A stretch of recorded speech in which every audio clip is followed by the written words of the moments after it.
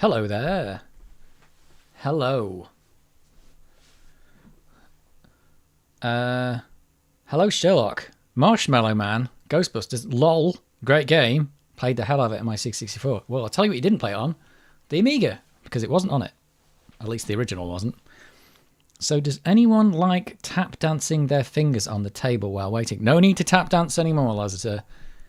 The wait is over. And oh, it's Ollie. Hello. Hello. The wait is over. I was a little bit late. I was having some trouble getting set up.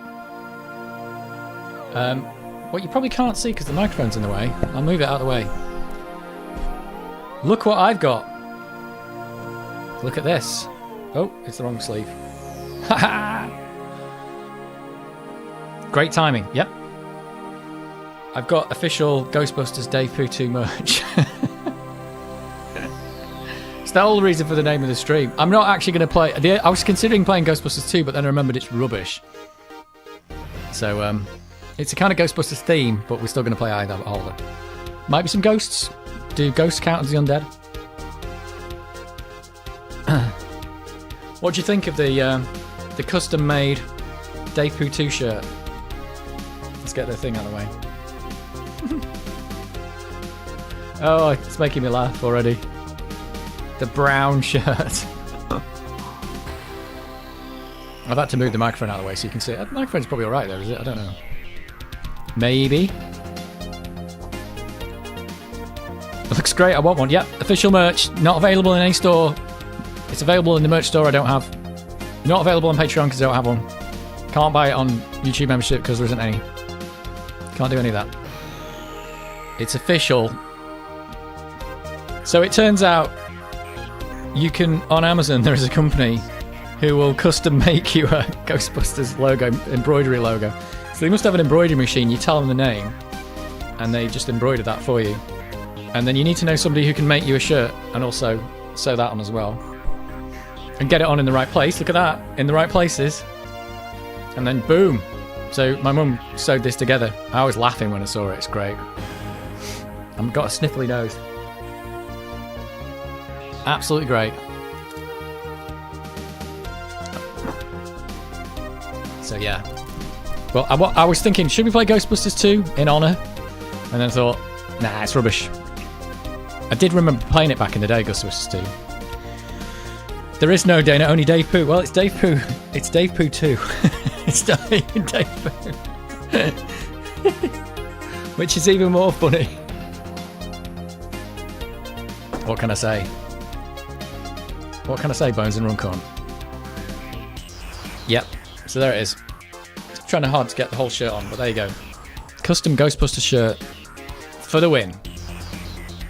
And that reminds me, I downloaded a load of mods that are versions of Ghostbusters tune for the Amiga. And we'll get to see... Oh, the lemmings have fallen over. They're always doing this. Lemmings, stop it. Oh, Jesus, these guys. You guys! 2. Yeah, lol. 2 lol. Don't. The only one I'm afraid of with this lemming, I don't know if you can see these, but actually, let's put the big... where's the big... Hang on. This one, yeah. This guy's got... because he's got metal underneath. I'm always afraid of him, like, getting into the Amiga ports and shorting it out, because there's 12 volts in there. He has the potential to destroy the Amiga, that guy. So I have to keep him away from the ports. Keep him away.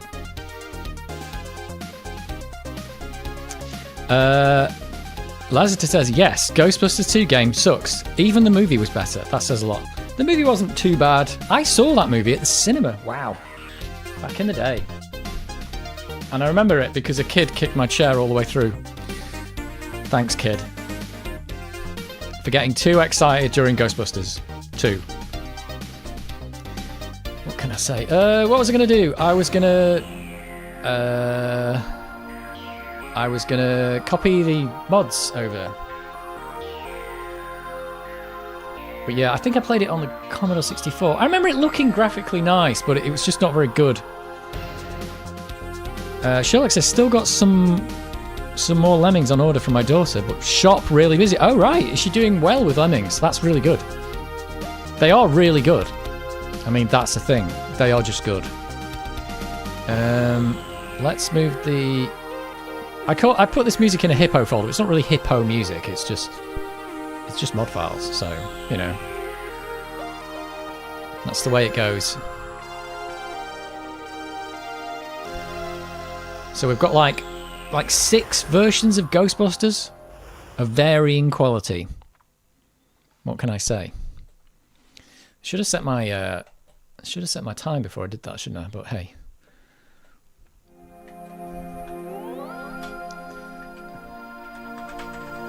Is it date? You set date. Oh, data.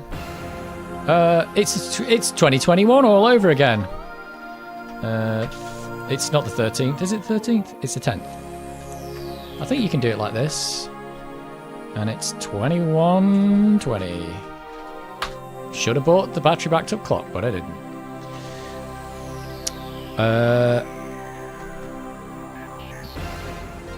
Oh, for me. Oh, well. Excellent. Lemmings for me. I love it. I haven't got all the complete set, have I?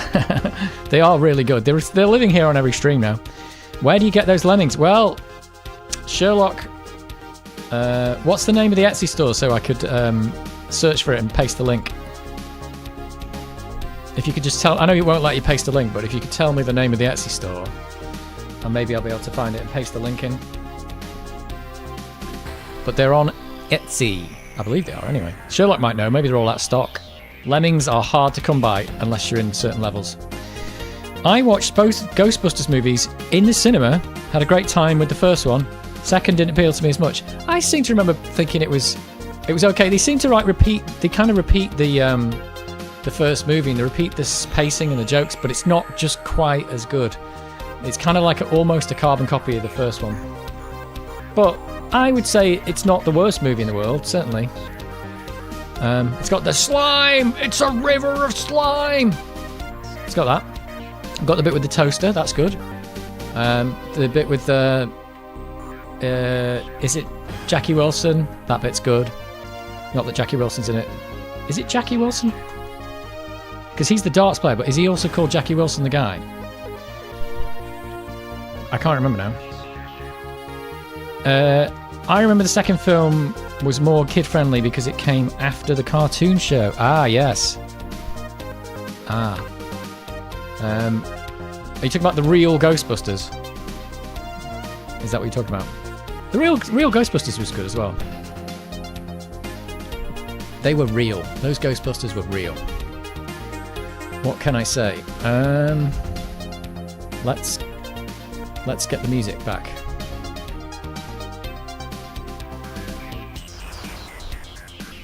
Space Debris, you have done your work, and it's time for Ghostbusters. What? Oh, you got to update, haven't you? Get, that's it, because it doesn't update. Ghostbusters. Oh, there's quite a few mods here.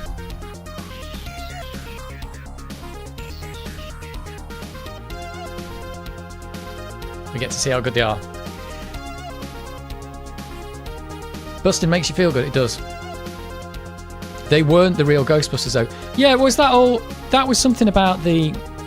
Was it something to do with there was a Japanese cartoon called Ghostbusters or something, and they didn't have the right, and they'd already got the rights before Ghostbusters or something? I'd heard something about a Japanese cartoon or something. Or maybe it's a Japanese show, but they had to rename the show to the real Ghostbusters because of that or something. It's a bit of a weird one. Anybody know about the story of why it was the real Ghostbusters, not just Ghostbusters?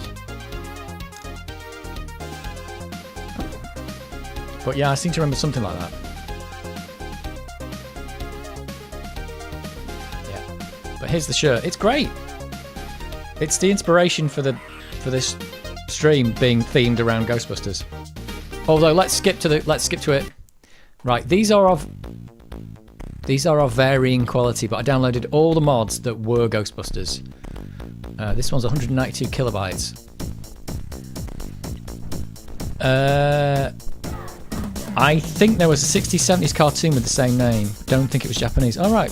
Or maybe the real Ghostbusters was actually a Japanese cartoon, was it? Or made in Japan or something. Can't remember. Busting makes you poo good.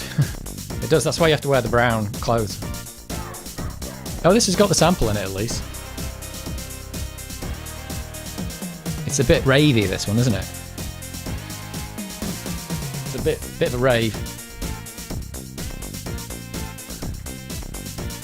If you are a musician and want to swap some stuffs... Oh, write to somebody. This must be a real old tune then. If you're actually going to write to somebody. People used to put their addresses in the instrument names. Oh, check out that, like, Hammond. It's Hammond organ. Nice work. Want to swap some music stuffs? Crochet stitch design. Oh, crochet stitch designs for lemmings. Right, let me find the link for that. I will find it.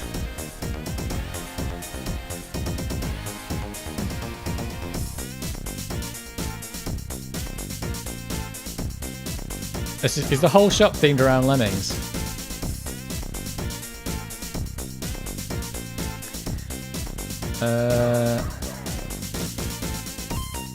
Oh, I don't know if I'm finding this. I've found it. I'm finding...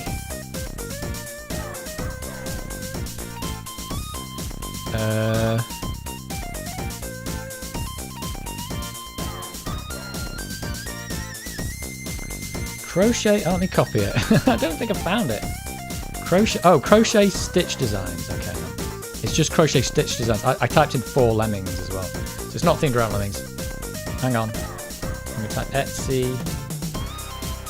Crochet Stitch Designs, Etsy.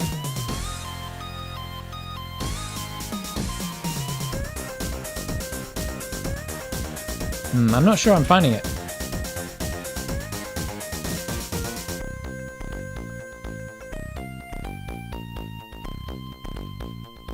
Ah, this is really... It's really hard to find. Does Etsy have a concept of an actual store? Let me search for the store. Crochet Stitch Designs. No, it doesn't come up. Did you mean Crochet Stitch Designs? I think I might have found it. I think I found it. Has she got Wednesday Addams as well? Is this her store? Right, I'm looking at Wednesday Addams. Oh, is this definitely her? I like the Wednesday Addams. That's it, Wednesday. Oh, it's awesome. I didn't know she had a Wednesday Addams. And the Grinch. And Baby Booties. Nice. Let me just see if I can... Right, I'm getting the link. That was actually quite hard to find because I was spelling it wrong, I think. Crochet Stitch Designs. And that... Oh, it's a Wednesday Addams doll. Okay. Wow. That's really good. Oh, this one's going on a bit at the end. What's happening? There you go. There's the Etsy link. Remember, Egon had white hair. Yeah, well, he eventually did. Oh, unknown file format. Oh, the it ones don't play. Oh, come on. Okay, I'll delete it from the list. That was like a megabyte one. That was probably one of the, maybe one of the better ones. I don't know. Thanks. Okay, like watching you. The Great Hadouken says watching on my new 4K monitor this evening in 1080p. Oh, this sounds horrible. This one. What the devil were they thinking of with this one? We're listening to it. Yeah, that's a bit of a waste, isn't it? 4K monitor. I mean, I'm streaming in 1080p 50 FPS. So your 4K monitor is not helping. Not helping at all, is it? Which is unfortunate. The GoPro is actually capable of 4K, but not when it's being used as a webcam, unfortunately. So we will not be streaming in 4K tonight. 1080p. And obviously when we get to the Amiga part like this, you're like, yeah, like that's 640 by 300 or something like that, I can't remember. Good evening, morning, afternoon, everyone. Good evening, morning, afternoon, everyone. Wherever your afternoon, morning, or evening is. Good evening. this is awful. What have they done with it? Maybe it's because of the stereo separation, but this really isn't working, this one. We are suffering it. 4K monitors are great, but still way too expensive. Yeah, I think so. Although I've got 1440p, I'm quite happy with 1440p at this point. I don't think 4K is for me. I'm alright at 1440. And I'm still using 1080p television, and that seems fine. I think 4K might be a waste of time, but you can't really buy any less anyway, so what the hell. The Great Hadouken says, a total waste of money because the booster doesn't live stream in 4K over it. Well, you could do other things on it. You could do other 4K things. The problem with 4K monitors is if you plug in a PC into it, you want a game or something, suddenly you need a PC that is 4 times more powerful at least.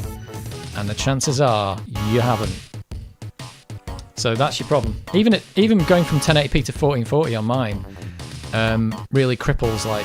I remember playing Destiny 2 on the PC and it got a bit crippled by that. I couldn't handle it. So sometimes you need to beef up your computer just to do it. So it's all really expensive stuff once you get into it. But if you just want to look at, a Word document really big, great stuff. The stream looks great on my 55-inch television. I stream everything to YouTube on it. Nice. 55-inch. I must be like massive in the room, like huge. Look at the size of my hand. Wow. Look at that. Amazing. On 55-inch, my hand was... Well, how big was my hand then? Was it like... It was like half a metre tall. That's amazing. Technology amazing. Great Hadouken says this was 140 quid. Well, that sounds like a bargain. Bargain. Oh, you do have a 4070 with 32 gig of RAM and a 5600X. There you go. Well, you might be alright. You might be alright. Try it. 40 gigabytes of RAM now, actually. I keep forgetting I got 8 gigabytes more RAM. 40 gig, that's weird. Hey, we got another Ghostbusters mod. This one's like very chiptune. It's 19k. Thanks for the link to my daughter's store. No problem. I actually hadn't seen it before, but the Wednesday Adam is pretty cool. That's really good. There's going to be a new season of that, isn't there? So she wants to stock up on Wednesday Adam when the new season comes out of Wednesday. Yeah, it's good stuff.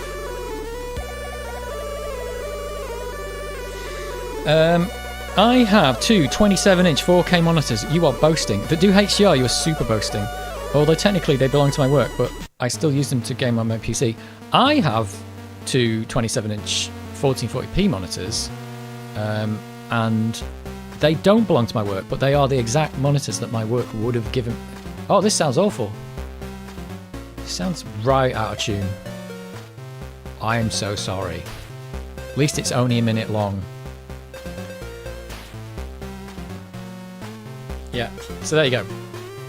Yeah, I got the, what are they? The Dell 27-inch somethings. They're quite good, actually. I quite like them. And like I said, I thought 4K was overkill. Getting two 27-inch monitors on your desk, though, is actually...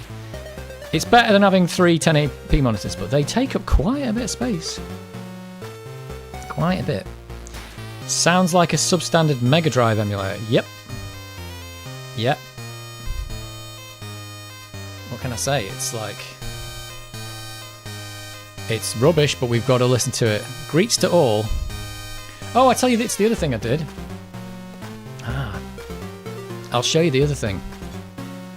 Oh, it's awful.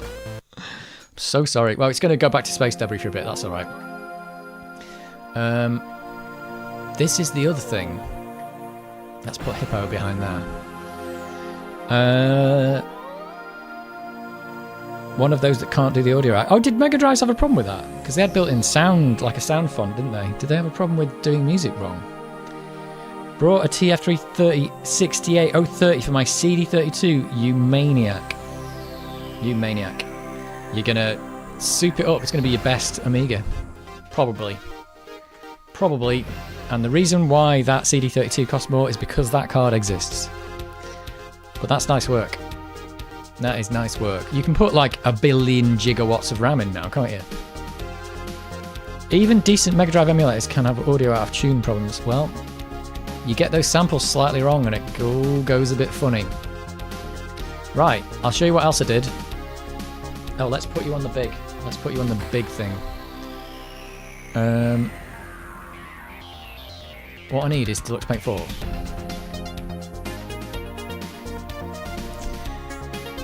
Oh, this is not for resale. Oh, don't take my registration number, please. Do we just do... Yeah, high res, 640 by 256. Let's do that. Deluxe Paint AGA 4.5. This came off my discs. I've got discs of this.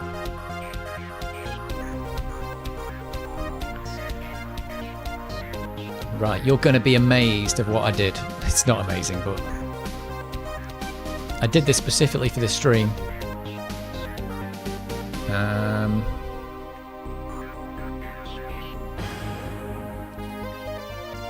Check this out. Oh! Wait a minute. I need to load the font. I need to load it as a picture, not a brush. I've ruined it. Let's load it as a picture. Forgot, when you load it as a brush, it doesn't... Nope. There we go. Oh, it's now the brush is working. I'll tell you what, it's actually the wrong resolution, isn't it? Let's change the resolution. Let's just do lower res. Here we go. Yeah, look at this. Check out the, yeah, you get the logo right. Got to get the logo right. So I was having a go at this, and I didn't know whether it was going to work, and it wasn't that great, I've got to be said.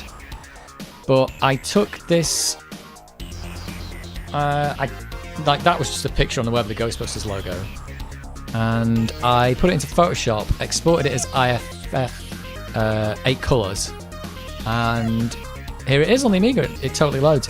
But I was having real trouble, like if you just change the image size to anything, and even if it went to 16 colours or whatever, it just said mangled IFF and couldn't be loaded. But that's why I posted on my community thing, there was that when you export to IFF on Photoshop 2024, it actually says, do you want to export for Amiga or Maya? So it's just still supporting, I think, what it thinks is the Amiga format, or maybe it does work in some way.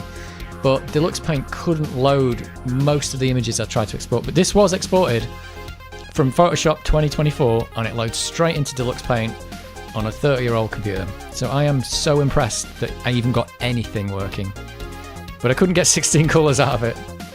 I tried to export a still from the film, and it just wouldn't do that either. I couldn't get anything to work. I did manage to get 256 by 128 to work. But then tried it again, it didn't. 64 megabytes of fast RAM. Yes, that's what you want. That is where you're at. So yeah, I was quite impressed that I managed to do this. But yeah, that's really cool that Photoshop's still keeping that IFF format. Maybe they don't test it very much, but I don't know. But maybe it's actually correct, and maybe the Amiga doesn't really load it correctly or something. I don't know. But it loaded this one, but the others said were mangled. I wanted to try getting a 256 colour one in, because this is Deluxe Paint AGA, but couldn't even get 16 colours. It was crazy. Couldn't even get 16 colours out of it. Bit of a shame.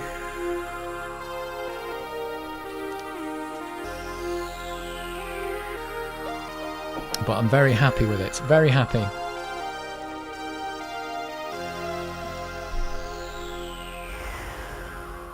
Are we gonna switch it? Can I, if I do this, can I switch back? Oh yeah, totally can. Totally can. D-Paint. Is Hippo gonna play? Let's play. I'll tell you what. Let's add some things that are not Ghostbusters, because oh my god.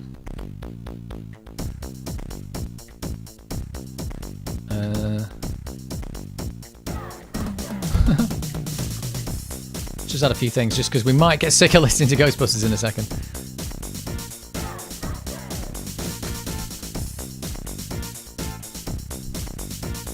In fact, let's skip it already. Let's go to the Cannon Fodder tune.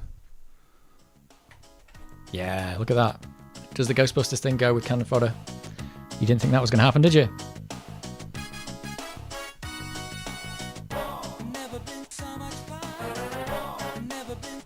It's funny having never been so much fun in one ear.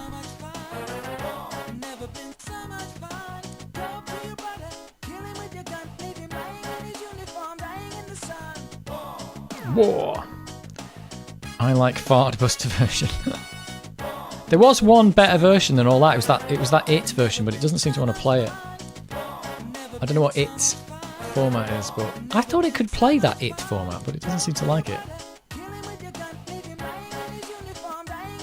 Hello there, the Gogus.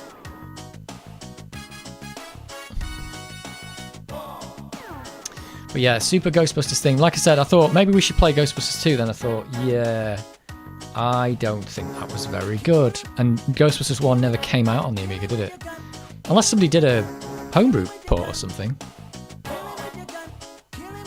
It's the kind of game that could be like souped up for like 16-bit computer or something, couldn't it?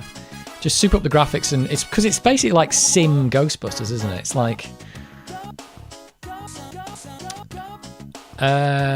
Paddy's Bricks. Who owns Amiga IP now? It's been split up to different people, hasn't it? I believe. Because there's...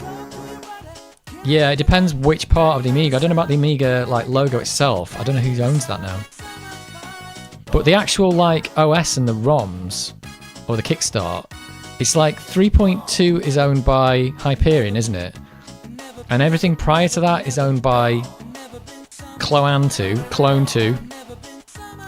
And the Amiga brand itself and like the checkerball is owned by somebody else. It's been like completely pulled to pieces and sold off to people all over the place. So the answer is I don't actually know who owns Amiga anymore. Somebody owns it. Because they released a product recently, didn't they? Didn't they release a keyboard? Somebody released a keyboard and it had the Amiga branding on it and they got the license for it. Like Marnie Goat says, is it Loch Marnie or Loch Marn? I've forgotten now. It's Loch Marn, isn't it? Loch Marn Goat says, nice shirt. I think Loch Marn Goat, you could do with one of these. It is a nice shirt. It's Deadpool 2 merch. Available in the upcoming store. That will never happen. Impulse Tracker. Impulse Tracker mods are 8 channels. What format was used on MS-DOS PCs? Yeah, Hippo Player doesn't seem to want to play them. Dave owns the Amiga. I own an Amiga. Well, an Amigas. Such a shame. Was a good computer those were the days. It was a shame. It was all screwed up by the management, let's face it. They didn't give that computer enough gumph. It started out as like the most advanced, amazing computer ever in 1985, and it finished as trailing behind everyone because they didn't put enough money into the R&D, or just... I don't think they had that many R&D engineers. I think they had like... Because I was watching a talk with it the other day, they only had like 7 or 8 or something. I think it was 7. So if you think about it, you've got a company whose entire business is based around new technology, and you've got 7 people in R&D. Your whole business is built on R&D, really. So they were just churning out kind of the same stuff over and over. And that's why the Amiga died, apart from the fact they funneled all the money out of the company. Dave, what would you like from my daughter's store? You don't have to send me anything else. You said you were already going to send me Lemming, so you don't have to send me loads of stuff, but don't do that for me. I do think it's cool, though. I think it'd be cool if other people bought it.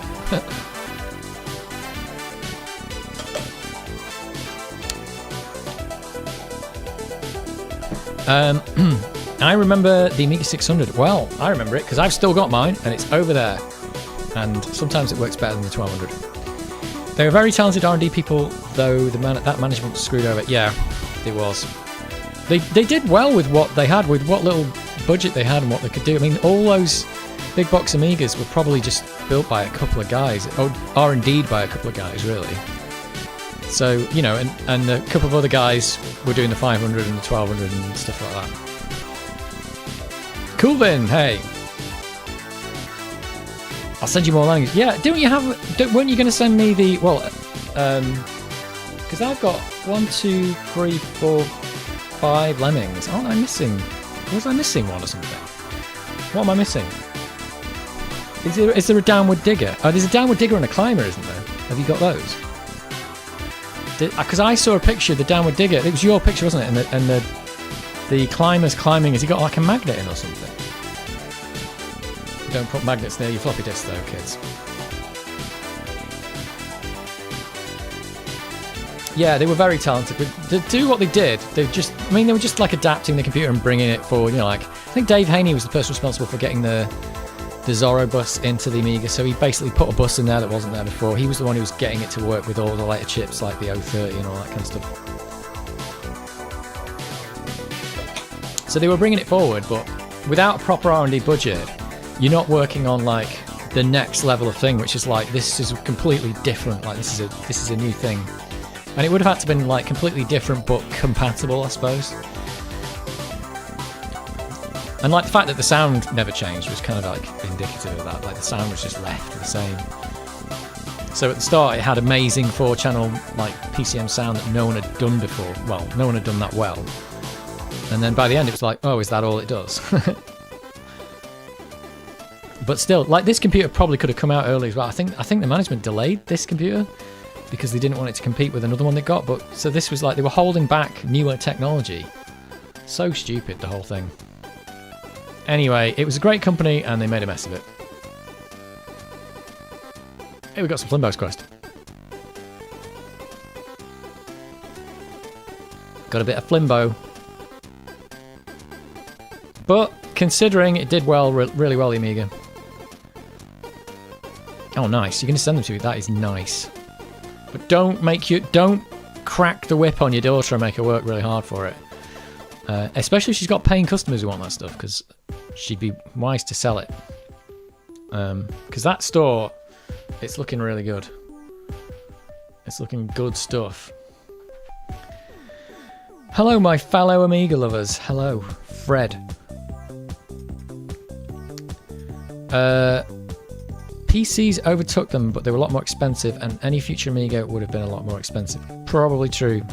Still probably better than the PC. I think it might have been, yeah. I think it might have been. Flimbo's Quest was awesome on the C64. It was. It was super awesome.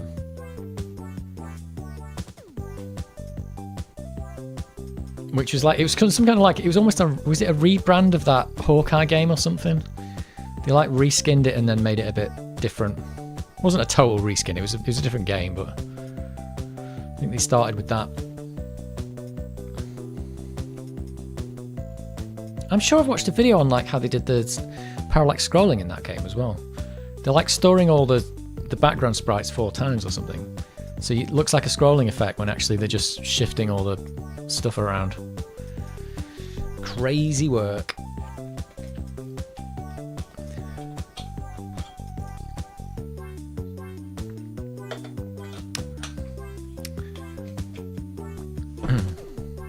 But yeah, there's my Ghostbusters logo. Not bad for Photoshop. I think, yeah, the Photoshop exporter's not working properly, but it's working enough to do this. So we can be happy in that.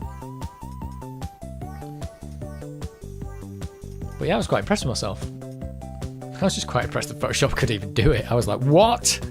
It is actually Photoshop 2024 I was using. It's like, what? You can do what? It had an option for Maya that was greyed out as well for some reason. I don't know what that was all about. But why would you need Photoshop? This was the Photoshop of the day, wasn't it? This thing. This was the Photoshop of the day. This was a good tune as well. Shame about the game. Shame about the game.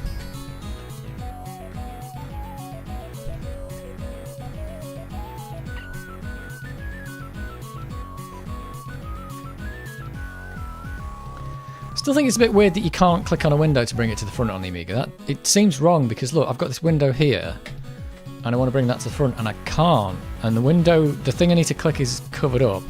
So instead I have to click this window and bring it to the back. Or how do I do it? It's still really confusing. Like that's gone now. Is it bring that one? No, not that. I actually don't think I can do it. Like how do I can't bring that window forward. Bring this one forward. I can get rid of that. It's just a bit like, what? It's like how? Just need a bit of window. I maybe don't know how to use the Amiga, but honestly, let's face it, Microsoft did a better job on that one. But it was early days. Oh, that's wrong. I've already clicked that wrong. It's this. This is like a minimize, isn't it? Yep. Get rid of that. Right, I'm back.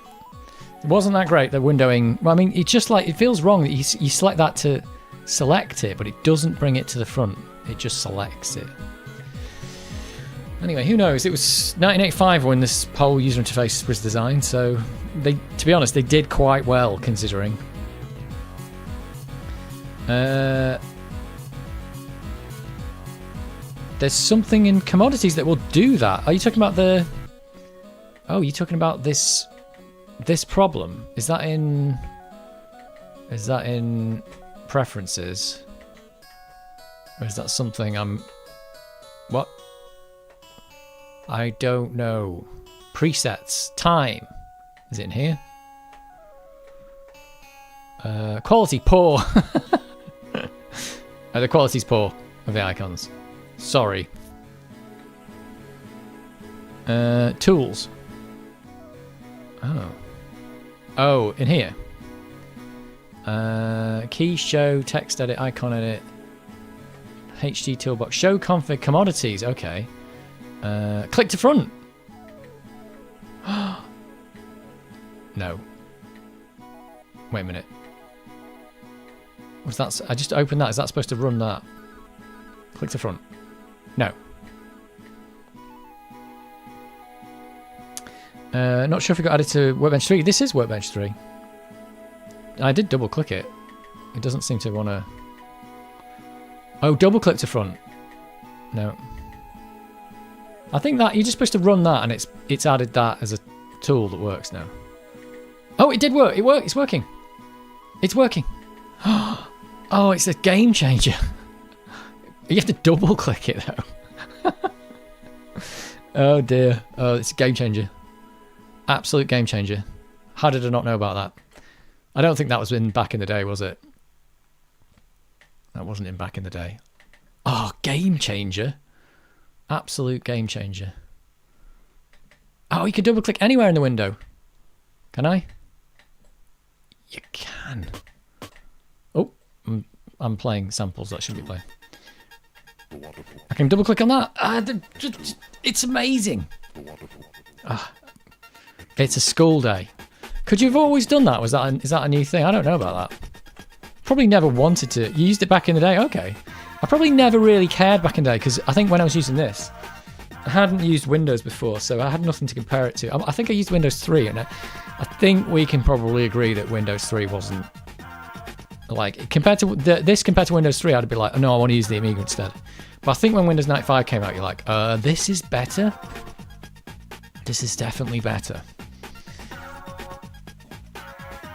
But still, I don't have a huge amount of trouble with it. It's just you kind of get used to it. You've got that button that brings things to the front.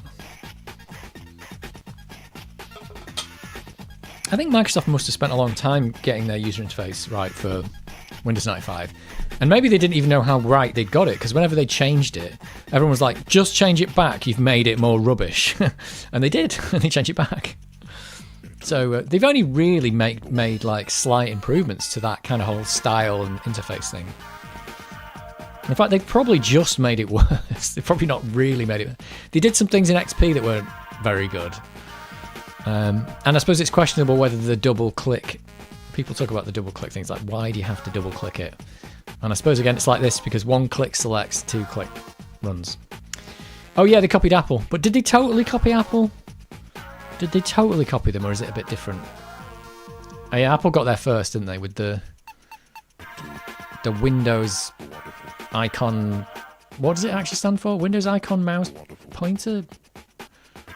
It doesn't stand for Windows icon mouse pointer though, does it? I can't remember what it stands for. I can't remember what WIMP stands for. But yeah, they totally copied Apple, you're right. I forgot about that.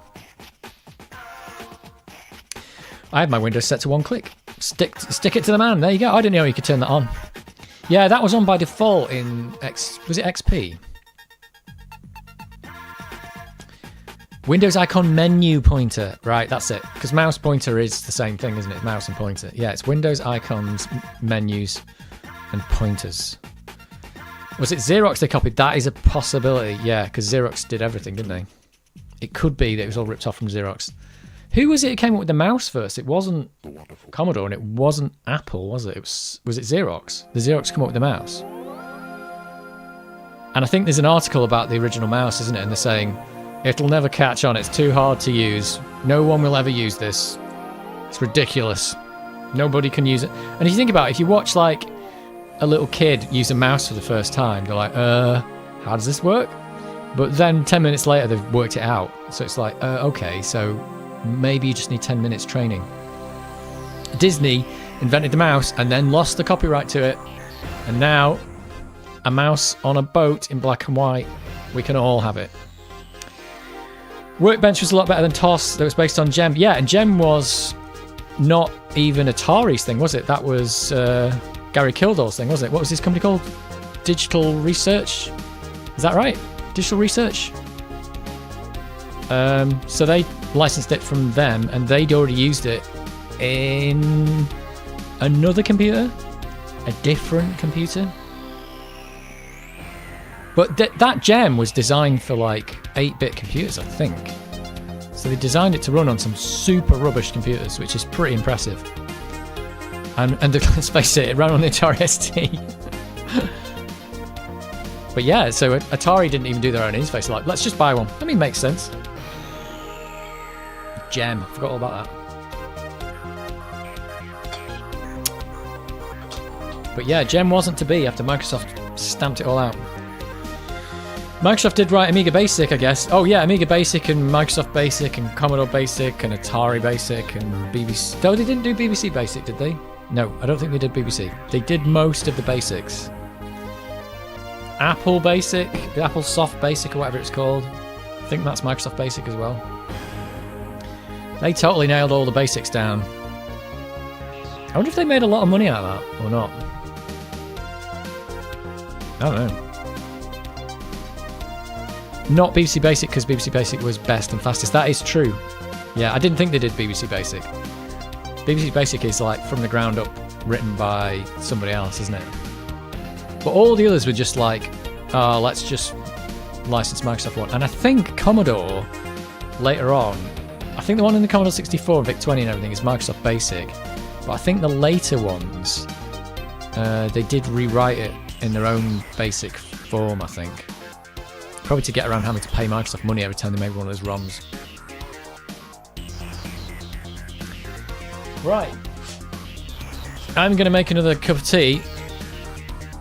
And then I'm going to... I'll come back and we'll start Eye of the Beholder. I tell you what, I'm totally lost in Eye of the Beholder since last week. It's going to be... The next 2 hours is going to be me running around trying to find a yellow key, honestly. That's the way it's going to go. We'll see how this goes. I'll tell you what I have done though.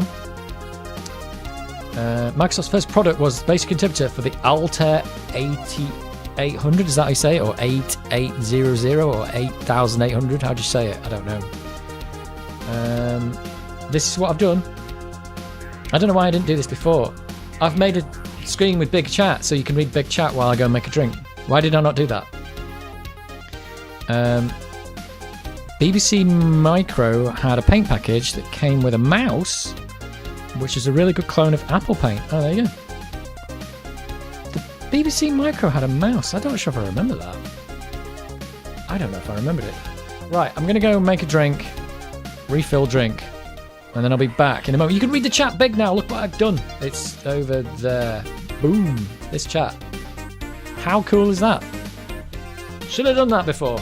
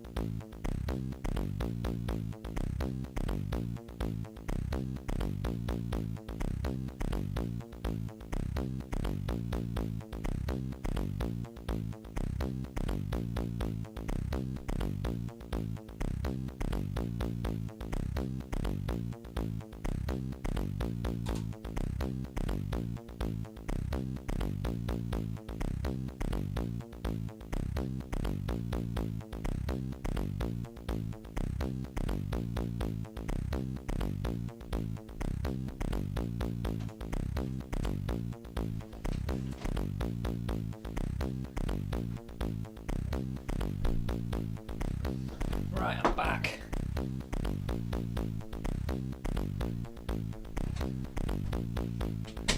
Totally back. I am totally back.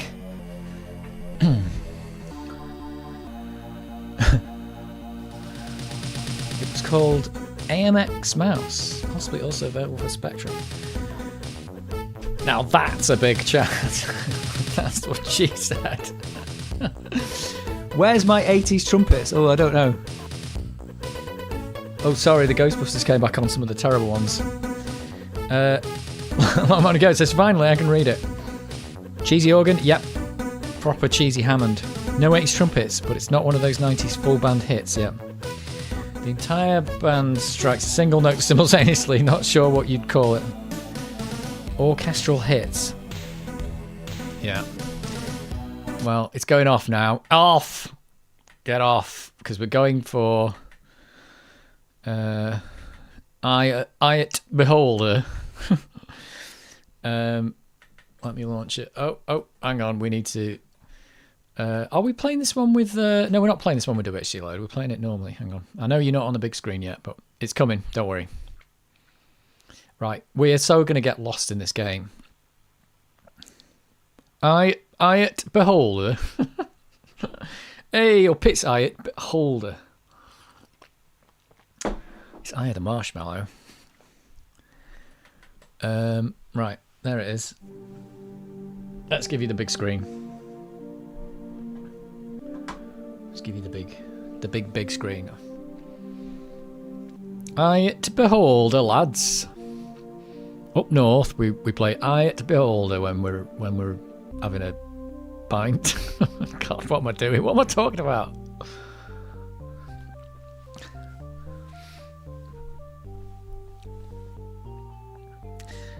Not much chance of any 80s trumpets in this dirge of a soundtrack. A bit harsh. True. Actually, there's not much chance of any soundtrack once this ends, so congratulations. I don't think this is skippable. You can speed it up with the spacebar, but I haven't seen it for a while, so let's just see it. This is what amounts to plot in this game. Oh, that map's in the game. In the manual, I should say. Oh, do you see that sweet zoom in then? Sweet zoom in. Hey, they've rolled out the red carpet for us. I didn't realise that. Oh, that's good though. That's good. There's the cleric. They knew we were bringing a cleric with us.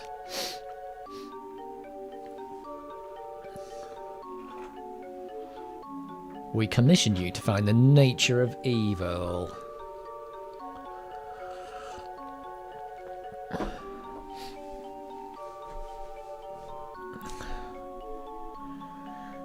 I saw the zoom. I saw the zoom!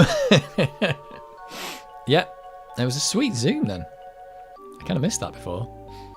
That's like a zoom in from space. How did they get that satellite picture back in the day when we had dragons? Oh, that's a cop out, isn't it? It's just like flip the animation around and let's play them coming out. Right, as you started the game up, my cat decided to go nuts in a cardboard box, quite noisy. Well, I don't know, what do you want me to do? Really, what am I supposed to do about that? Tell the cat, pipe down, it's It Beholder. A bit like the Beast 2 intro. I don't think I played the Beast games. Oh look, there's the river of slime! No, it's not slime, it's poop. Although they were in the sewers in that game, weren't they? Oh no, it was the old... It wasn't the sewers, it was an unused underground system, wasn't it? Maybe they thought, let's go down to the sewers, and then they thought, no, that's just going to be them wading through crap for hours in Ghostbusters 2. Let's do unused subway that they built over the top of. Let's do that. You haven't played Shadow of the Beast games? I was never into them. I didn't think they were that good. I'm sorry. I didn't think Shadow of the Beast was any good. There may be some of the games are good, but I remember Shadow of the Beast 1 coming out, and I remember playing it in the computer store, and I was like, this isn't very good. It looked good. Definitely look good. I let my cat fool around, play around. It makes him sleep when I go to bed. Well, your cat needs to pipe down a bit. Cats don't respond to input, do they? That's the problem. Right, I am having trouble playing this because I had a small incident with a scooter and the ground about 3 hours ago, and my arm is in pain. So that happened, but I'm pushing through. I'm pushing through the pain. We can't all be playing the classic Professor Highbrow. What? Can't all be playing the classics. Well, no, but I just never liked Shadow the Beast. It's just never... In fact, Shadow the Beast and Altered Beast, both those games were rubbish. Altered Beast was probably worse, actually. The Great Dugan says they were crap, but that wasn't the point. We were the Amiga Massive. We had to promote Beast. Shadow the Beast 2 is the best. Shadow the Beast 3 is okay. There you go. I definitely remember... I mean, I think I turned off for them after Shadow the Beast 1. I was like, no. And then I kind of ignored them after that. I remember the massive box being on the shelf in the store that had the T-shirt in it. I think I remember the guy in the shop showing me, like, this one's got a T-shirt in it. I was like, what? It's got a T-shirt? Right, I think I know where I am, but this game doesn't give you coordinates. So that sucks. Sword Uphill still there. Oh, somebody said, yeah, give this guy a spear and he'll be able to fight. I bought my Amiga after seeing Shadow the Beast and Lotus Turbo. Oh, yeah, I remember seeing Lotus Turbo. That I was impressed with. That's the thing. I think maybe Shadow the Beast did contribute to me wanting an Amiga because it definitely looked good. But I actually played it in the store. I mean, this is before the days... Maybe you did have demos, but it was kind of like playing a demo. They let you play a little bit of it in the store. And I played it and I was like, this isn't very good. It's a bit rubbish. My mum bought the game for that T-shirt. She got the shirt. I got the game. My God. Oh dear. That shirt's probably worth a lot now. Shadow the Beast is better than Sword of Sodan. I'm not a fan of either of them, but Shadow the Beast wins between the two. Yeah, I'm just like, no rose-coloured... I was going to say tentacles. No rose-coloured tentacles for that one. No rose-coloured spectacles for that one. Because I didn't like it back in the day and therefore never played it. And that's the same store where I actually saw Lemmings for the first time. So it was like, oh, this is amazing. Right. So, you know, the games that are amazing now are still amazing. And I don't know, Shadow the Beast, don't know. Right, I've got to try and figure this out. I've got to try and figure out what's going on. I'm going to explore this little bit around here. I don't think... right, there's a door there, but I can't get through it. Well, it's not a door, it's a secret wall. I've opened up this secret wall. I think. There's a pit in the middle of the room there. That's not marked on my map. I don't think there's anything for me to do in this section of the game. Might be some traps that I can re-trigger. Oh, there's some baddies that I can hear. Baddies? Oh, yeah, there's a baddie. What just happened? Oh, did I throw... That wasn't... I threw the spear. I just threw it. Oh, hello. Cast a magic missile, please. Okay, you're dead. Yeah, he just chucked it. He absolutely just chucked it. You can just eat that food. Oh, everyone's running out of food. That's not good. Everybody's running out of food. Oh, these are iron rations. I think give you all your food back. I'm not sure. Food. Anyway, I need to eat some of this food. Oh, he's dying. He dying. Well, what can I say?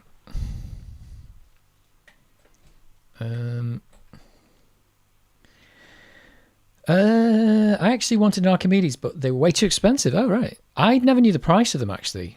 I think I'd seen the Amiga first anyway, so... I swear, 2 bullets in my computer choice. What was the other bullet? Because you had a beep, so that makes you a... What did you call it? A spod. Because I had a beep. Trying to get the price on that Roger Dean shirt, but I'm not having much luck. Of course they are. It's been a week since you last fed them. That's true. The game like runs. It's like it's been a week. If I set the clock back, it'd be all right. Yeah, the guys are dying. Let's not go that way. Oh, there's my spear. Oh, and a rock. That's my rock. Who needs the rock? Todd has rocks.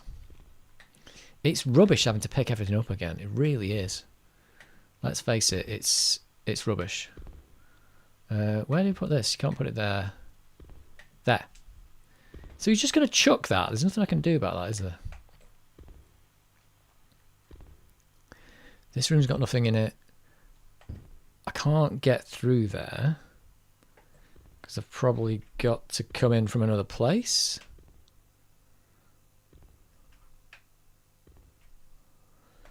Can't go that way, really. Oh, hello. Come on, magic missile. Oh, I did detect magic. Whoops. That's not good. Well, he's dead. And there goes my arrow. Hey, he left me some food. Who needs food the most? This dude. Oh, this is the room with the trap in the middle. Let's not go in the trap. You see, I've lost an arrow. I've now lost an arrow. And I've lost my spear. It's at the end of this corridor, isn't it? I really dig the intro song to Future Wars. Oh, this is the room with the trap in the middle. There's my arrow. Rodland. Where's my spear gone, though? It's just gone. Did I pick it up or didn't throw it? I didn't throw it. Just never threw it. A bit annoying to have a giant spear and you can only really throw it once. Shall I... There are... Heal, my friends, heal. Oh, my arm really hurts. In real life, I need to heal. Cast healing on me, please. All characters are fully rested.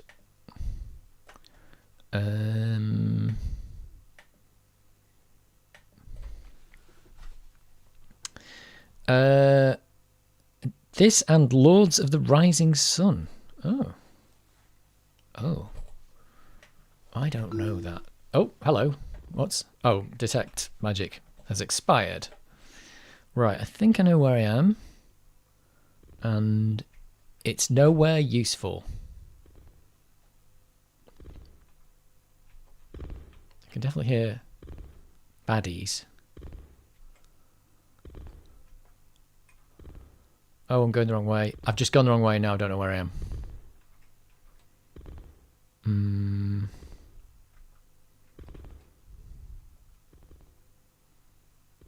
No idea where I am. I think this is coming back to maybe... That's where I need to get through. And I need that. Requires the key, which nobody has. Like, this key doesn't work. It requires a key that I've probably used where I shouldn't have done it. I just shouldn't have done it. I've got to feed all these people now. It's crazy. Take some food. Todd uphill. Take some food. So that's... I think that's where I need to go, but I'm not sure. And I can get through here. And this will take me to level 5 in this bit. So I think this bit's fully explored and there's nothing I can do. We can just have a look in these little bits. Nope. I think there's another one here. Yeah, there's nothing in these bits. It's crazy. A prehistoric tale game that has amazing chip music. Bonkers.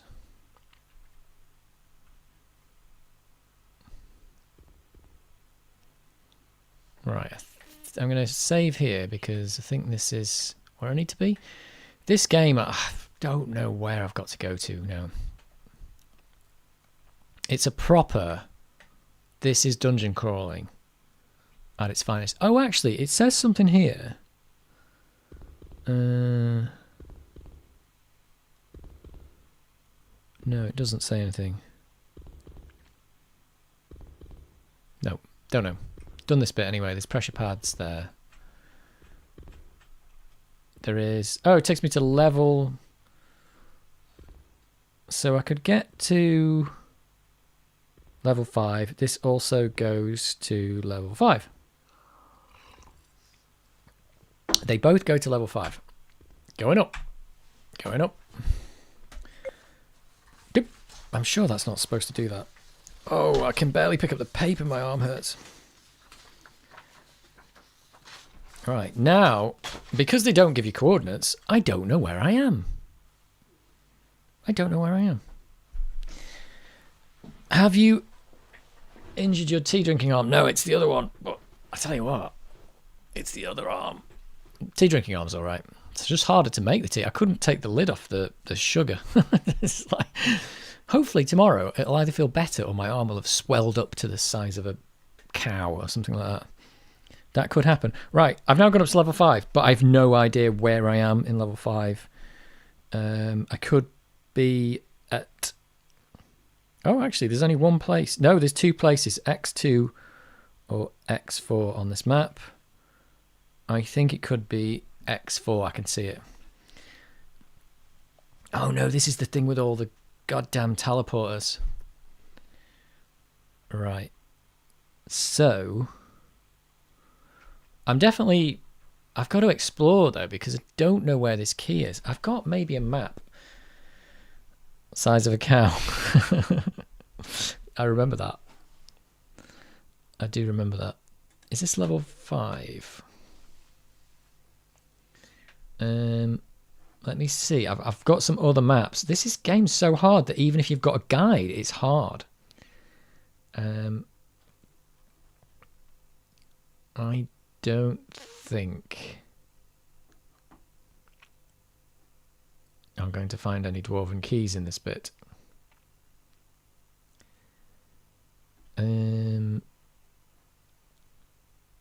No, this could be the wrong place. I might go back up to level 6 and then go out through the other door. There's definitely no dwarven keys in this section.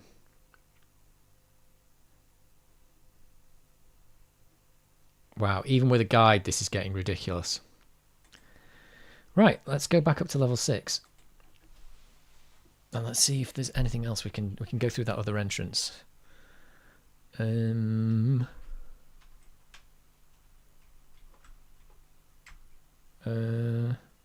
back down to level 6, I should say. It goes down. It goes down. Right, let's find the other door. Right, you're going to see me get lost a lot today.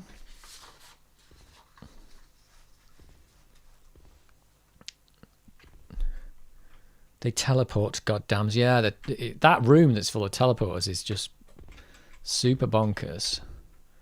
Right, we're going this way. We're going south.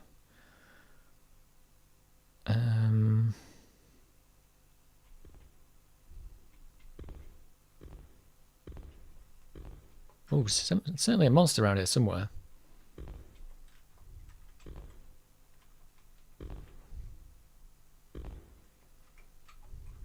But I don't know where.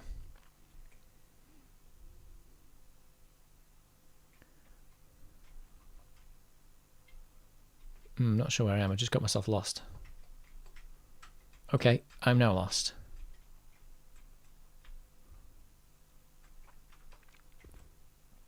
Where am I? I'm already lost.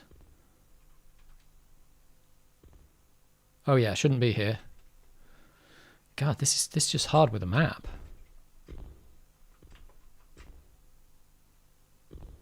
Yeah, you've got to go through this room. Oh, here he is. Hello. Take that. Oh, there's loads of them.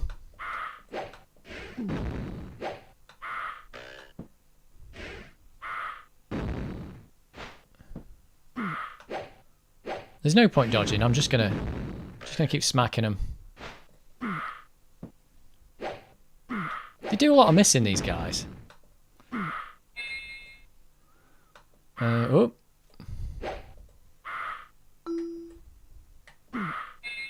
Oh, I just healed him as he was dying. Oh, come on. Just hit people.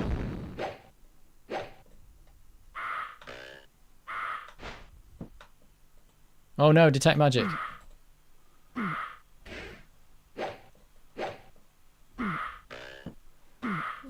These people won't die.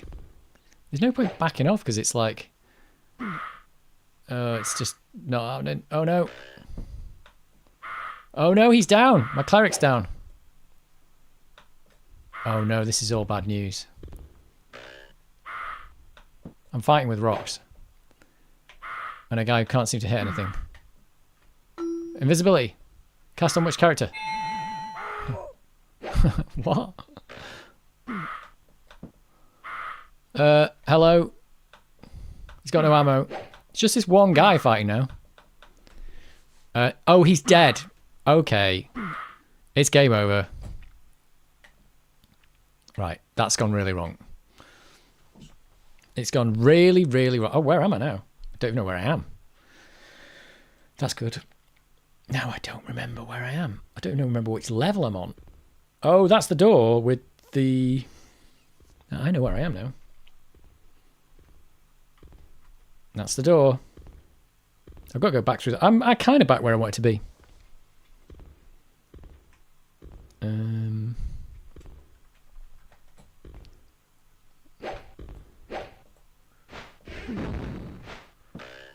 Back here.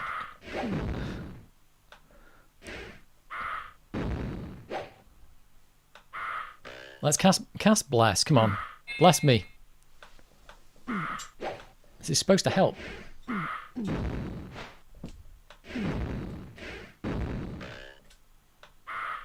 Are they missing or what? Everyone's missing. It's like no one can seem to hit anything. Oh, there you go. You're hitting stuff now.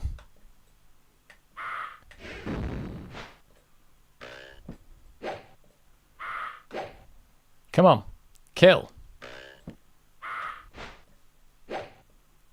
Okay, we did it. Finally. I think there's another guy in here somewhere. Now I've got to collect all my junk that I've thrown on the floor. Absolutely. I suppose are you expected to pick this stuff up during the battle?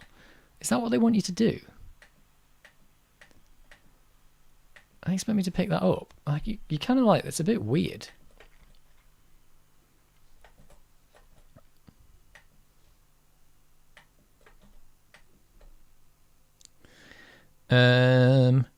Did I mention I've been defragging this 2 terabyte 5400 RPM drive since this morning? No, you didn't, but that is retro what you're doing there. Because I would very much like to mention it now. Well, you are doing it. Congratulations. Oh, the little square's moving. Oh, the little square's moving. Your mentioning it has been noticed by Fred, and I have also. I will note in the log that you were defragging a 2 terabyte drive. I bet it's not really running at 5400 RPM either, is it? Is it really running at that speed? Is it really? Oh, it's getting there. It's getting there. Well done. I haven't defragged a hard drive for quite some time now. So, yeah, there you go. It's kind of an old school thing now, isn't it? It's an old school thing to do. Windows just does it for you. Or doesn't do it at all. Know what I'm saying?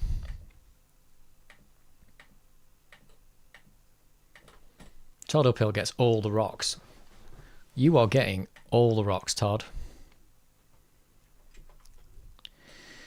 All the rocks. East. This is really complicated game, and I think... No, I want to go west. It's really complicated. Right, I'm just back where I was at the start of the game. There. I should have just like trusted my instincts and gone that way.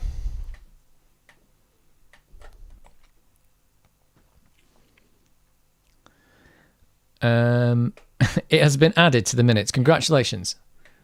The minutes have noted this.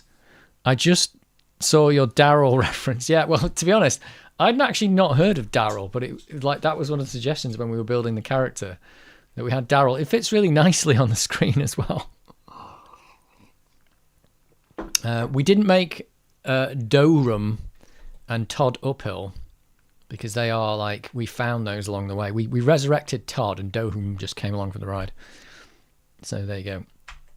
We're going up to level 5 in a different place, I think. In a different place.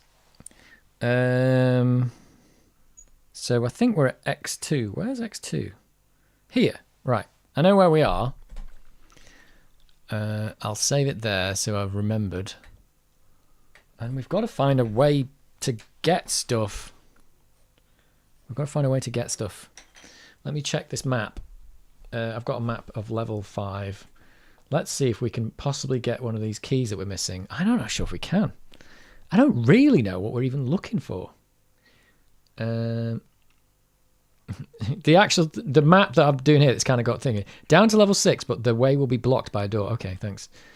Need a dwarven key, need a dwarven key. I've opened those. Right. Cleric Skull, don't need that. Dwarven key and scale melt. Right, I think I've already got it, but I think I've already got that. I don't think I can even get in there. Let's go down and find that.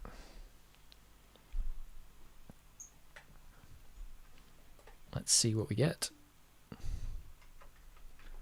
So these are the doors that I've kind of already opened. I don't know if there's anything up in these. Oh, it's this thing where I've just pressed a key and now I don't even know where I am.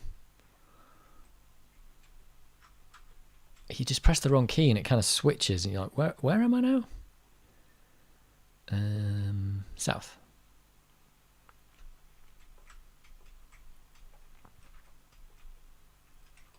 There probably was stuff down there, but I've probably got it.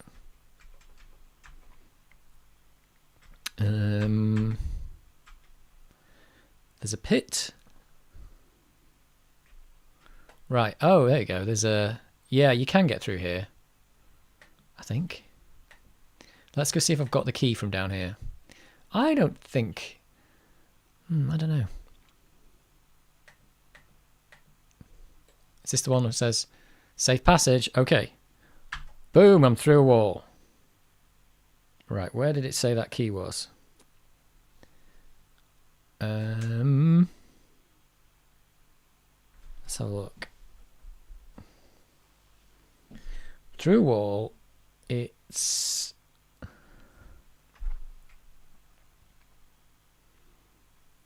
I don't know if this is right, this map. Could be.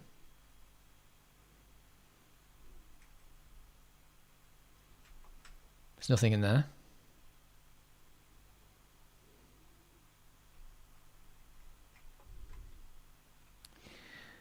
You're going to have to watch me get really lost for quite a while. Right, it said there was a key here, and I've got it. So that key's already been done. Interesting. And what is this? Secret button opens a wall. I've already done that. I've opened the wall here. I don't know where I've got to go in this game.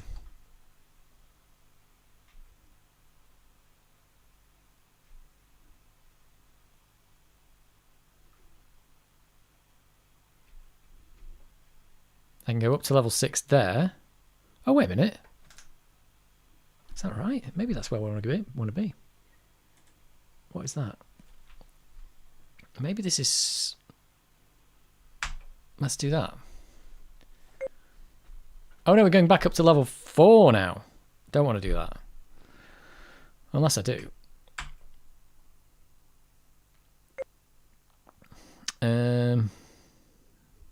Yeah, unless the key's on level 4. There might be some other places to search on this level 5 first. If I can work out what they are. Let's go through the safe passage. Pop. Weird putting these things where you can just go through walls. Right, I'm checking a map now to find out. Oh my god, is there anywhere I can actually find one of these keys?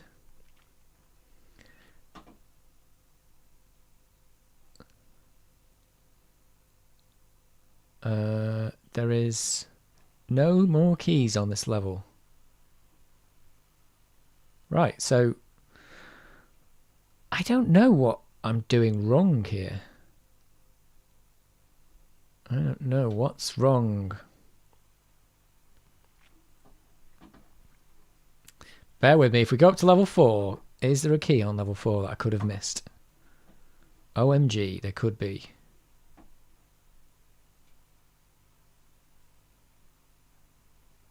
There's one.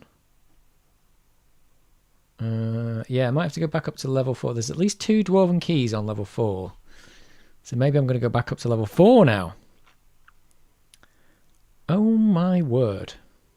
But I feel like I've got the keys from that level and used them. I think I've locked myself. I don't know if this game is bugged. This is the thing I'm trying to work out. Is like, is there a possibility that you can get yourself into a situation where you can't progress anymore? Because if that's the case, it's end of either beholder. Because I feel like I need a key that isn't there. Or doesn't exist. Possibly. Not sure. It's a possibility. It's definitely a possibility. Right, that... Oh. Wait a minute, where am I? I don't know where I am.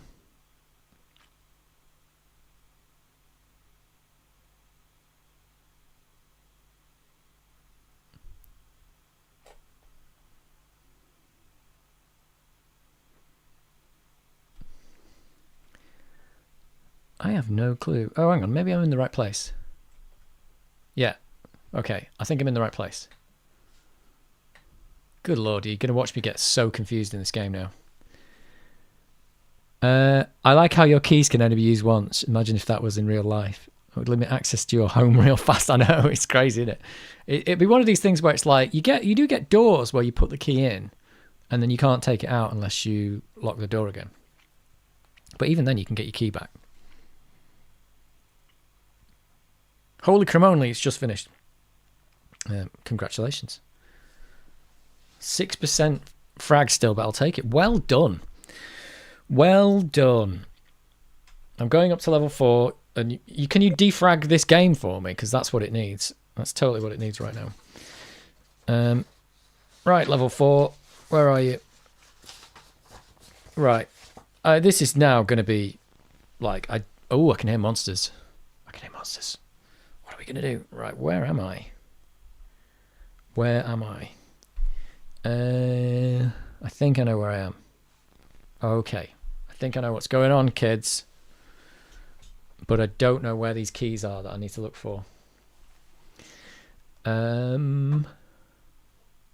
I'm going to go see if there's one there that I may have missed.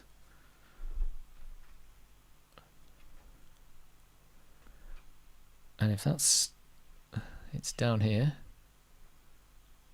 Oh, I went the wrong way. Did I go the wrong way? Nope, I did go the right way. I think. Yep. It's all the way up here. Long way. Big tunnel. See this keys. Oh, wait a minute. So, there can't be another one. It's just like, what's the deal? What is the deal with all this stuff? Have I found another way around here before? Yeah, it says lock, dwarven lock. So there's 2 locks here. I can't get into this bit. There's a dwarven key in here, but it's protected by a dwarven key. And then inside it's protected by another dwarven key. I don't think there's enough dwarven keys in this game to do this. Right, there's another one somewhere. I could go try and find that one. But OMG. OMG, what is the deal? I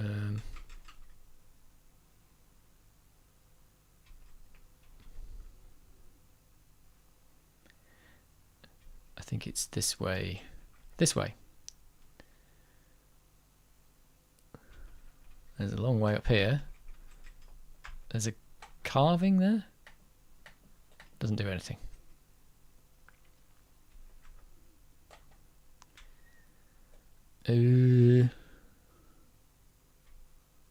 Apparently there's a secret door here somewhere. Oh, I can get through that. I've got to open it. Where am I going?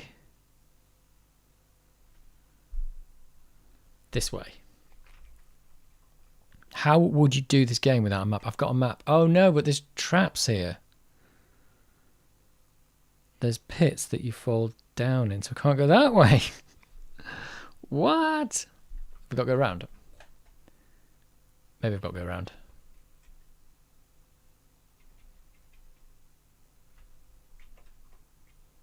And can't go that way, even though that is a secret door.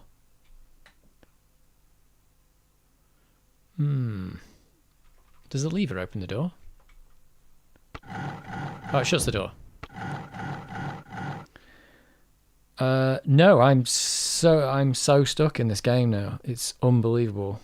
I can't. I'm just wondering if I've used so many of these dwarven keys in places that I shouldn't, that I have been locked out of the game or something. I don't know. But there's no dwarven keys that I know how to get to. And I can't get through any of the doors that I need to progress. Unless they expect me to go to level 9, but that skips out 7 and 8. That seems really, really weird. Yeah, there's definitely a dwarven key somewhere around here, but I can't get to it. How would you get to it?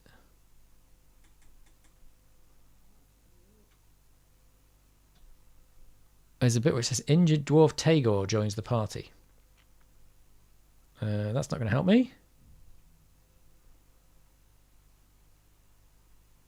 Oh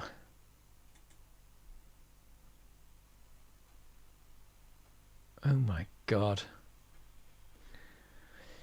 Well, it could be the end of Eye of the Beholder. That's what I'm thinking.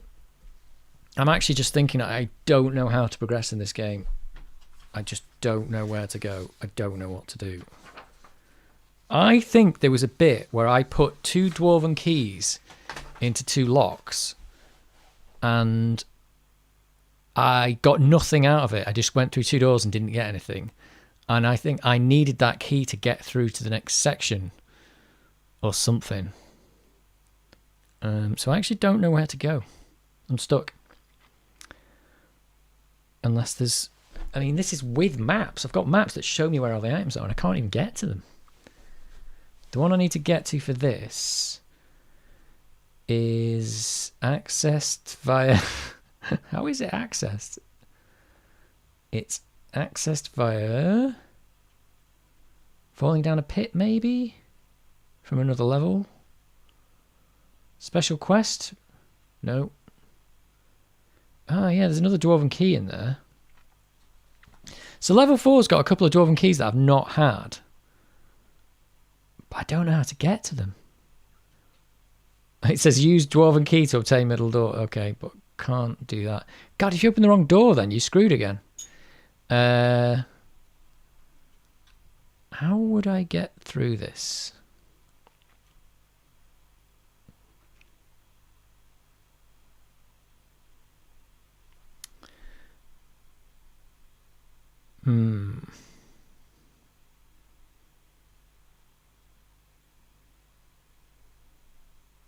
Is there a way down from level 3? I think maybe you have to go to level 3.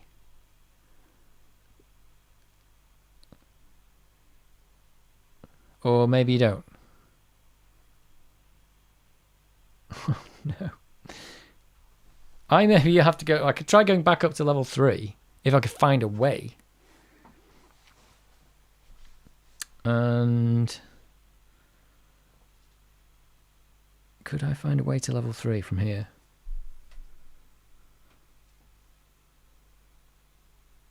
No. It's crazy. How did this even work, this game? It's like a puzzle, and even with the map, I can't work it out. I've definitely been from level 3 down to... oh, no, I can get to level 3. I can get to level 3, somehow. Right. I'm going to go back up to level 3, and then there must be a way back down to level 4 through a different door. Right. That's what I've got to do.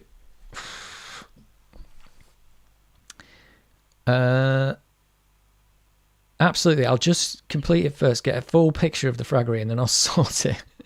You can't rule out just being completely stuck to the point where you cannot progress any further in this era games. Yeah, I'm not ruling that out, but I'm also not ruling out that I've done something yeah, I don't know. I'm not ruling it out. More like nay it, behold it. Well, maybe you have to go back up to level 3.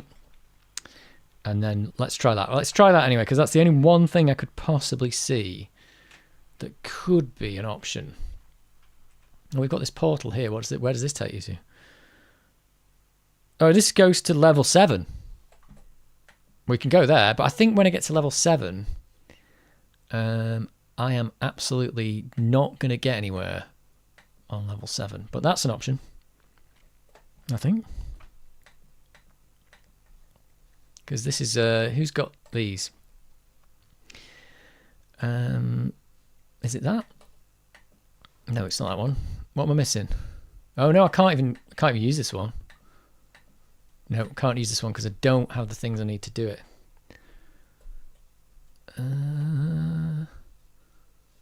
So it's not that. But I can get back to level 3 somewhere. Get back to level 3. That's going to be a real... oh, no, can I? It's really hard. I think I can. Depends if all these doors are open. Right. I'm going to visit the toilet, and then I'm going to come back. We're going to sort this out. Let's stay there, because then I'll know where I am. There. Right, I'm not pausing the game. If I get attacked by monsters... whew. Right. Back to level 3. I'm going back to the sewers. Unbelievable.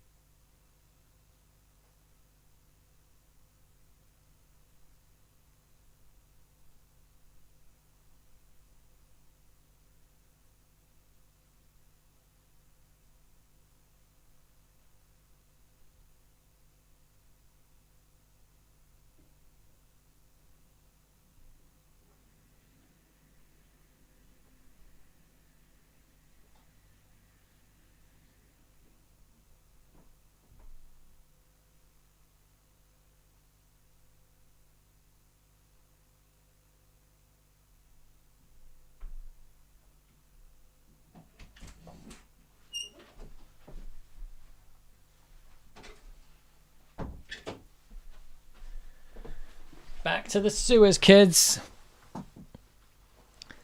It's Carnival Steve, Somerset Carnivals and Adventures. Hey, I join and there's no one here. There is somebody here. It's me. And I'm wearing the Ghostbusters t-shirt. So there you go. It's me.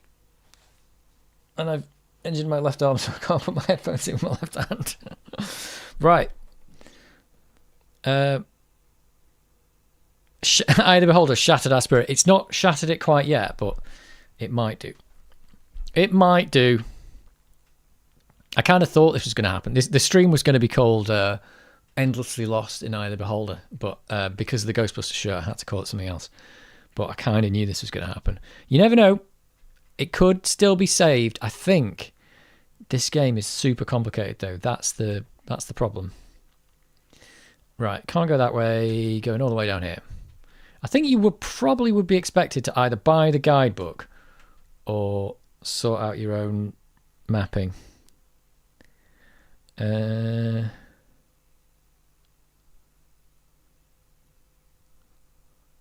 keep going.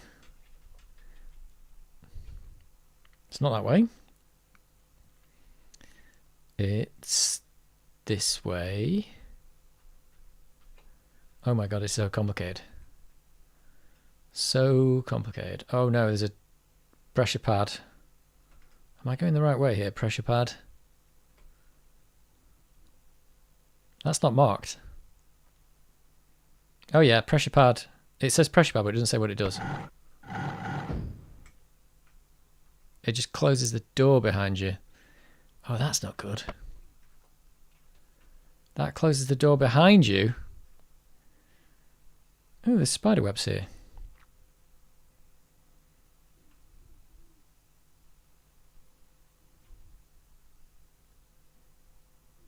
Have I even been this way? I think I have.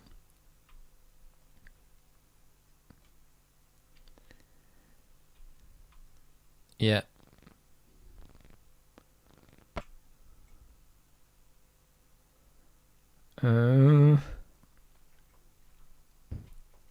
No, I'm stuck. I can't even get back to level 3.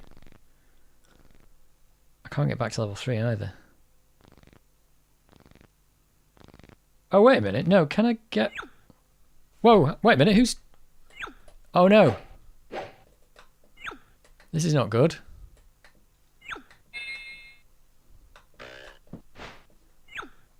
The spiders are back.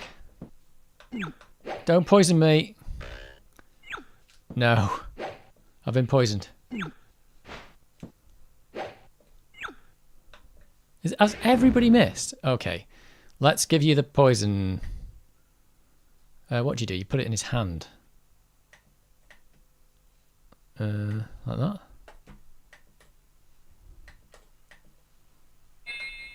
Okay. We've cured poison. But that's not looking good.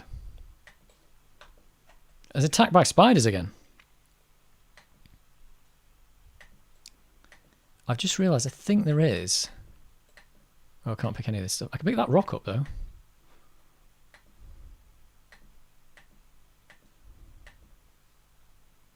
Wow, picking up the stuff is a bit of a chore.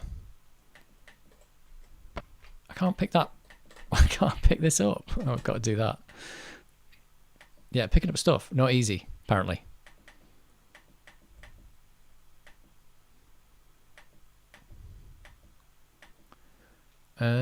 Everyone's dying of food deprivation. You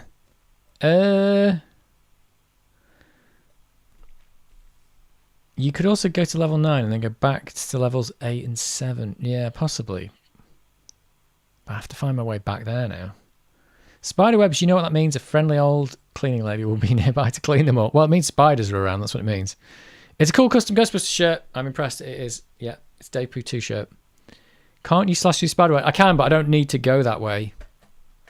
That's not the way I wanted to go. I want to go somewhere else. But I think have I just blocked my way back now? I've blocked my way back. Or have I?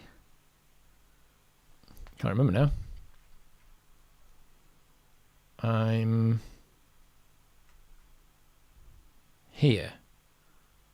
Okay. I think I know where I am.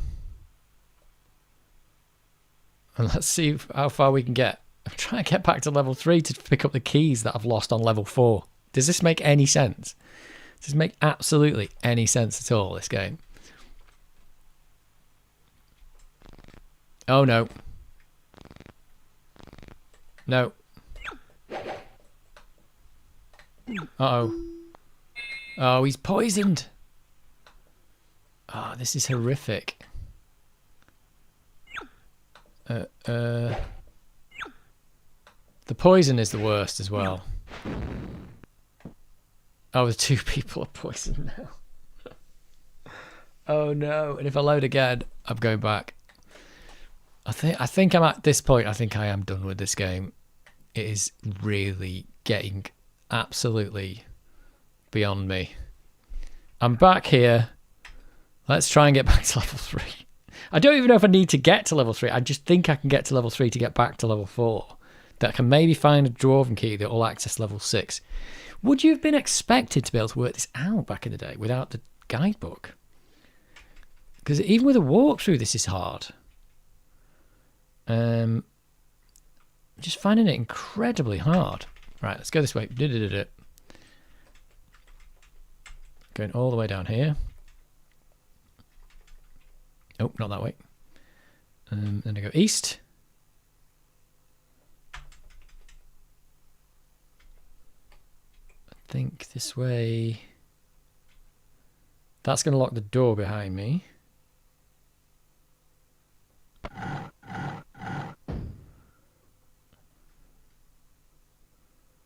And I think this map's wrong here, but yeah, you can slash that. Maybe this is the way I haven't been, because I've not slashed that thing, and there's spiders around here. Let's save it there. And this might be all futile. I didn't want to go this way before, but now I do. Didn't want to. The spiders are definitely the worst thing ever. Can I pause the game? Probably not. Why is level 4 marked in brown? That's another problem. Right, there's a dwarven... Oh, hello. Oh, hello.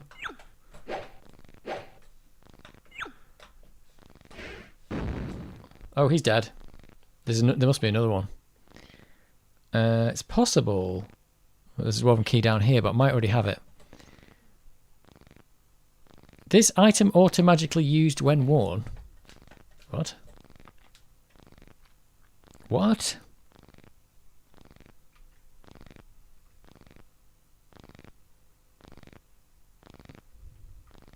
So we're back in Spiderland. See, I've been this way before, though, so I suspect that we've already... Oh, God. Is he going to be poisoned? No. Oops, fired a rogue.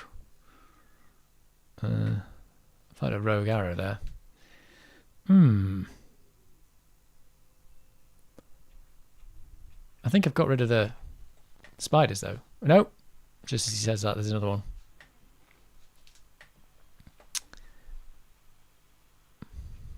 No, I've been here before, you see. So I've got all these keys. Oh, there's something there, though. A dagger. Okay. Maybe I've not been this way. Well, it says there's a dwarven key through this spiderweb. Maybe I've not been here. I've gone from guide to like almost walkthrough at this point. I've gone from like I just wanted the map. No, there's no dwarven key there where it says there's a dwarven key. So I must have looted that one already. Yeah, I've already been in here. So there's no dwarven key in there.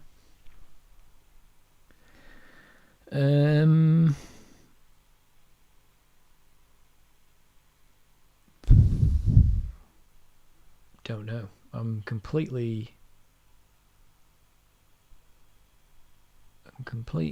not lost. I know where I am. I just don't know what to do. I don't know what to do.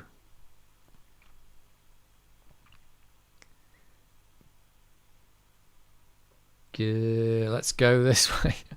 Right. It's not this way. This way would be bad. I think it's this way.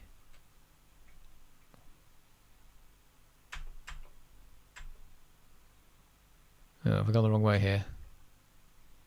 Gone the wrong way.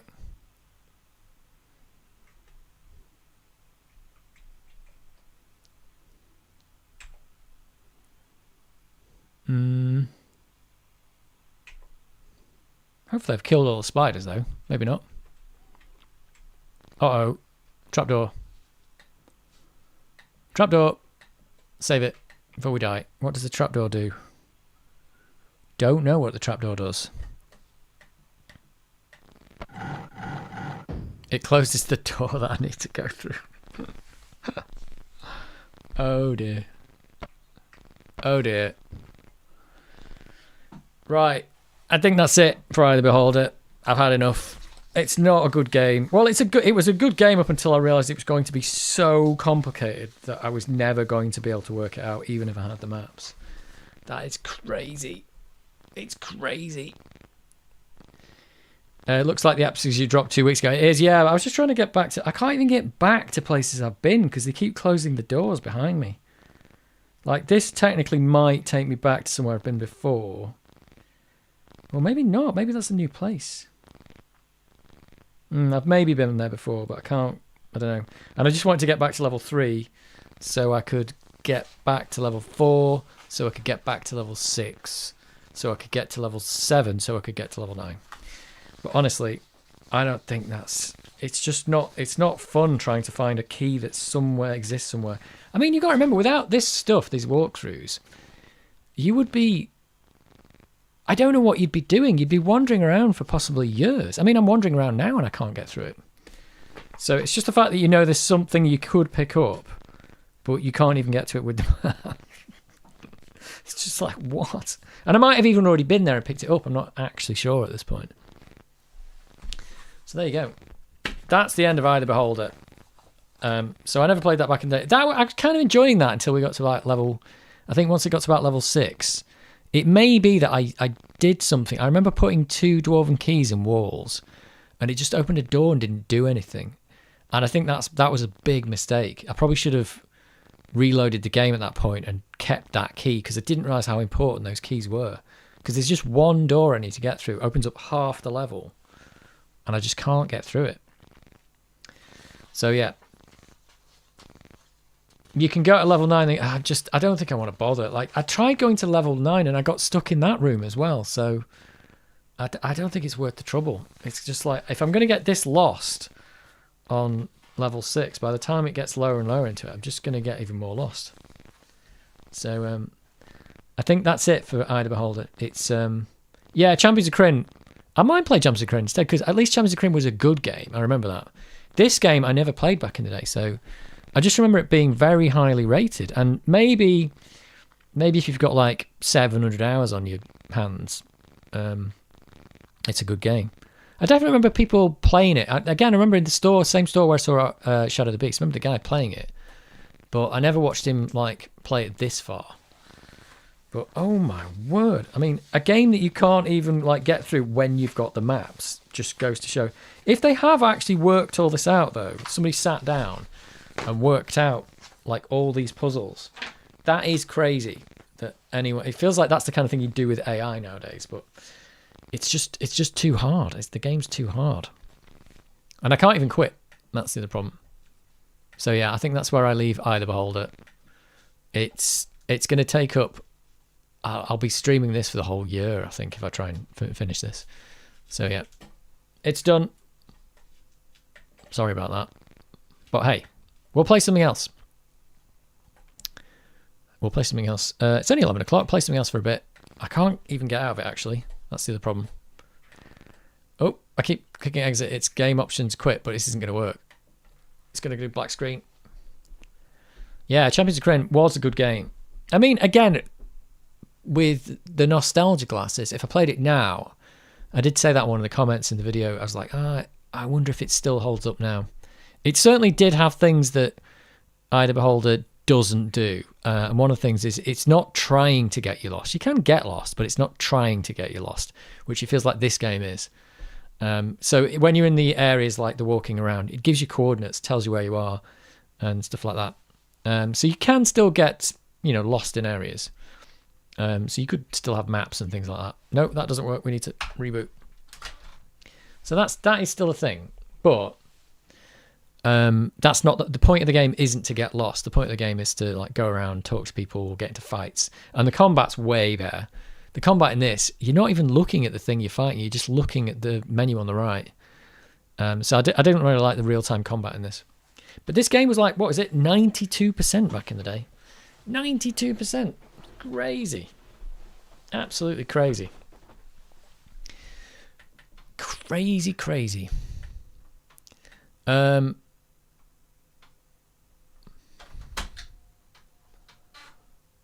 Let's play some game that you can actually progress. Let's play some Turrican 2 AGA. Because I've got it on here. So yeah, Eye of the Beholder. I can't say I'm a fan, unfortunately. I mean, maybe back in the day, was that a good game? Was it good? It seems like the whole premise of the game is built around you being lost. So, yeah, and like I said, I've had the maps since the start. In fact, they give you the maps to level 1, 2, and 3. That's maybe kind of the indication. They actually gave you that in the box. That's interesting. And it was hard with those. But yeah. So actually levels 1, 2, and 3, and even 4 weren't the worst. AGA Turrican 2, push the pineapple straight to the tree. Oh yeah. We've not heard this music for a while. Let's have a quick go. I was playing a bit of this before the stream started, you see. I was testing out the Amiga. I was like, oh, I'll play some of this. Seems it's just sitting on the hard disk. Oh, this is another one that doesn't quit. I don't know what it is about games that don't quit. I never liked Eye of the Beholder. Got lost faster than you did. Yeah, but back in the day, did you even have a map? Because I've downloaded maps off the internet, and I was also even then went to looking at a map that was showing me where all the items were, and I just couldn't get to them. I mean, it's literally got, next to that map though, it's got a walkthrough, and that is like, but going to a walkthrough, you're not really playing the game anymore, are you? You're just following instructions like a recipe. Hey look, it's kept my high scores. What is this? Speedruns? It's got speedruns listed on the title screen.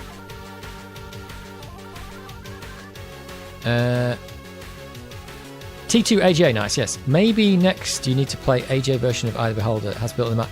I'm not sure the map's going to help. I've got maps. I've got the maps here. I've got the maps, and they're telling me more information than I would have wanted. I only wanted the map. They're actually telling me where all the gates are and the exits and stuff like that. And it's still impossible because there's doors I can't get through because I need keys that are hidden behind doors that I can't get through. So it's kind of like, almost like, I don't know. It's gone beyond a maze now. It's gone beyond, it's more like a puzzle where you don't know what the puzzle is. Because I don't even know if the thing I'm trying to do is actually what I need to do. But I know it's blocked off half the level, that door I can't get through. I drew my own maps, but to little avail it didn't help me. Well, I didn't go that far. How did it get such high praise? It's just not very good. Was it the graphics? I don't know, actually. I mean, we can read that review again. The what do they call it? The Amiga magazine rack. I mean, the first thing the guy said in the review is like, "You're gonna get super lost," and I'm like, "Yeah, I'm getting super lost," but I just don't think it's worth the time and effort to troll through and actually try and find I spent an hour trying to find a golden key, and I kind of went backwards. I basically should have just loaded my save game again and started again. So I really didn't get anywhere. And a walkthrough is kind of pointless, isn't it? You're just not playing the game with a walkthrough. Let's have a look. Amiga magazine, right? Let's read that while we watch Bren Maguire in AGA. Let's read a bit of that thing again.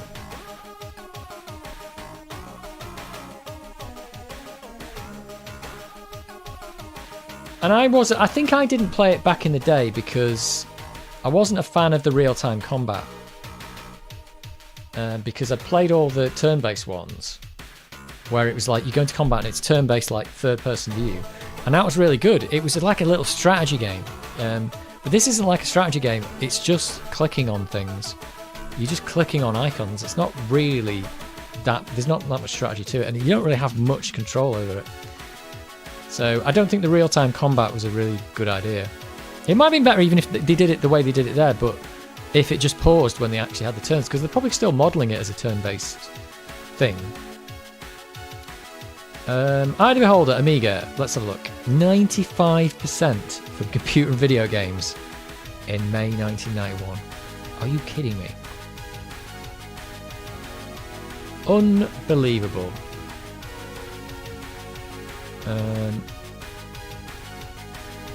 Let's just see. Let's see the Amiga format.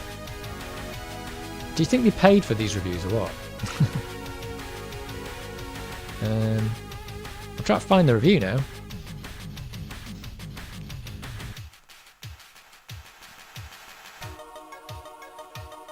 Okay. Let's read this thing again. It was getting like the bit where you got to the dwarves as well. It started to actually like look like something might happen.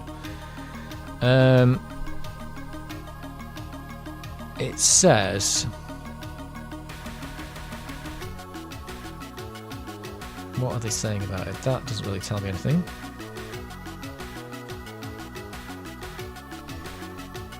When you enter the sewer, it's just telling you what happens in the game. Oh, right. Actually, it's got in bold, trudging into trouble. Moving deep into the sewer is relatively easy. You just click on the appropriate direction. It's just telling you what to do in the game. It's remembering where you are and how you got there is the difficult bit. ID Beholder's many corridors and rooms all look vaguely similar. For much of the time, they vary greatly from level to level as you progress, going deep in the catacombs. At any level, it's still easy for you to get hopelessly lost. Careful attention, though, must be paid to the compass if you're not going to end up like Todd uphill. A few minutes wandering is likely to get you into trouble, but you can be prepared if you know what to look for, or rather what to listen for. Incredibly eerie, spine-chilling sound.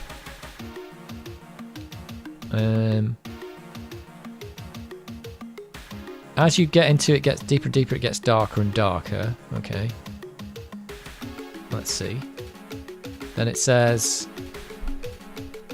then you'll turn a corner and panic. ID Beholder's combat mode uses complex dice rolling to resolve the battles. This causes the mouse commands to be buffered so you can get hopelessly ahead of yourself. Take things slowly, you won't get totally annihilated.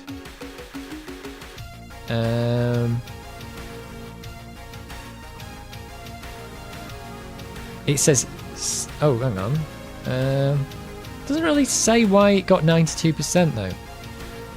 ID Beholder is an intense, taxing experience. It combines all the accepted methods of modern role players and adds a far helping of spooky sounds, twisted puzzles, and plenty of traps.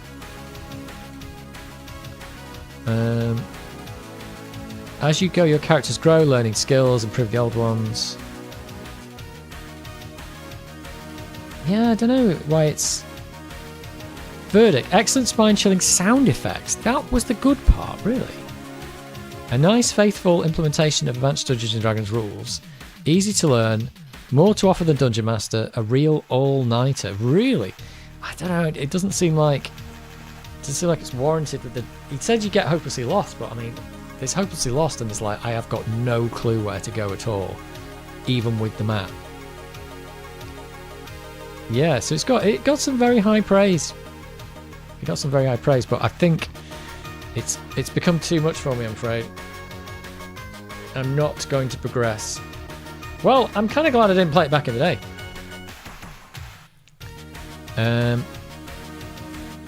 Yeah, they praised it for the sound effects. So what was it, the graphics? No, it turns out it was the sound effects. Maybe it was the depth, the fact you could get lost. Games were so small back then.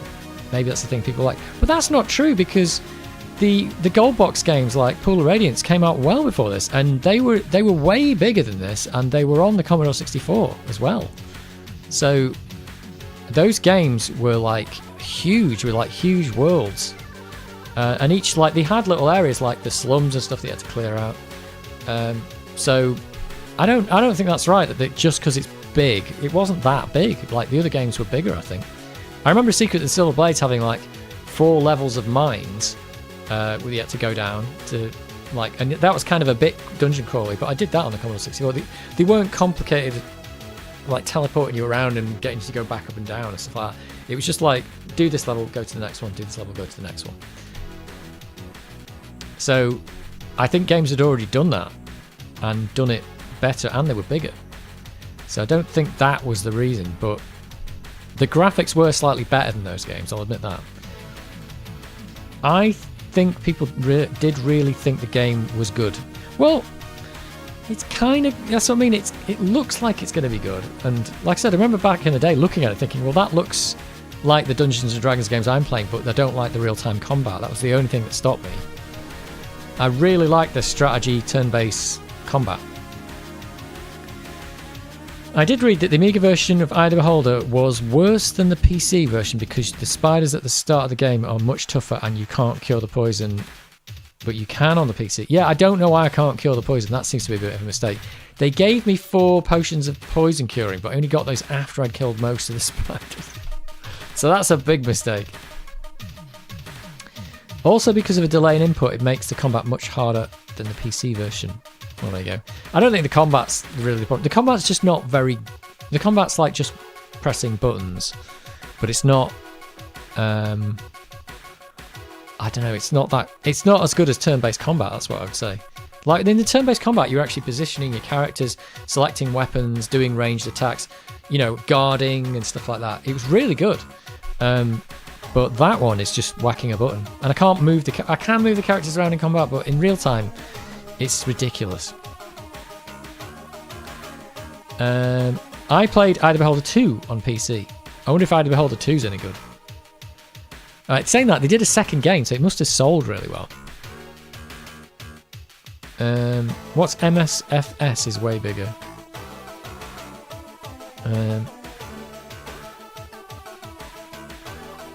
I don't know what MSFS is.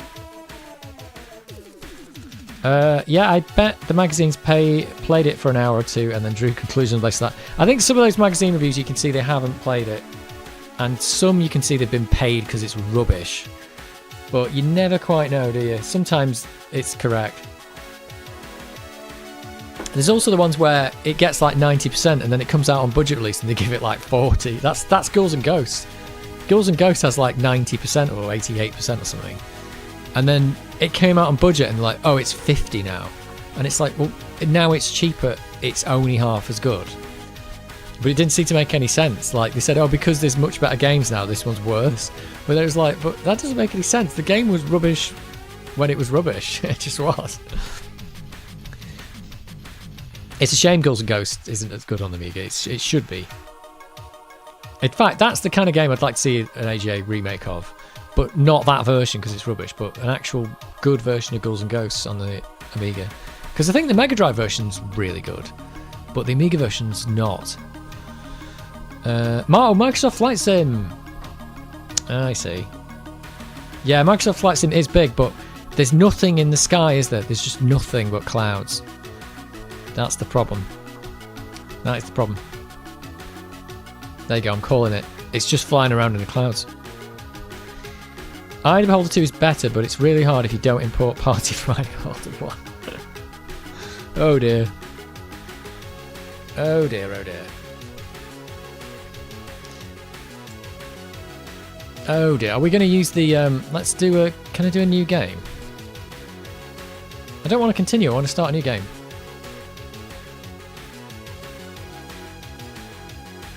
How do you start a new game? Story? Audio?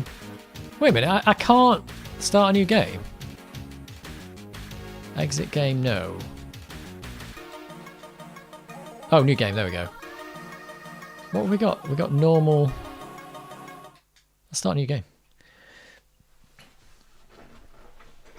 See, if you think it was like you could get lost in this game, wow. This game's got nothing on that one. It's even easier to get lost in 2. It's not that I'm lost. Lost is when you don't know where you are. I'm not lost. I've got the map. I know where I am. I just don't know how to get to the places I want to get to. So that's not lost, is it? That's different. So I think the problem is, well, again, but without the maps, oh, I'd definitely be lost. Definitely. Let's get some stuff.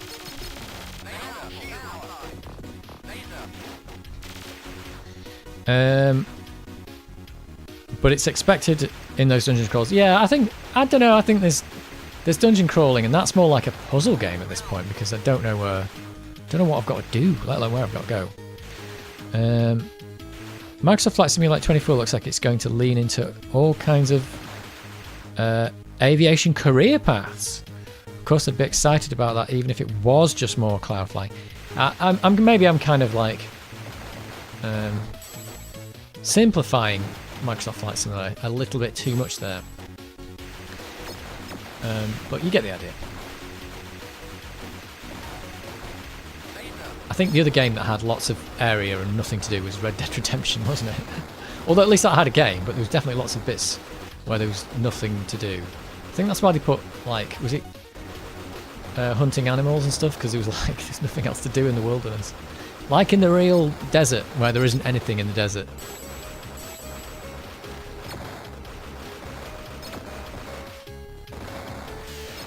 Oh, hello.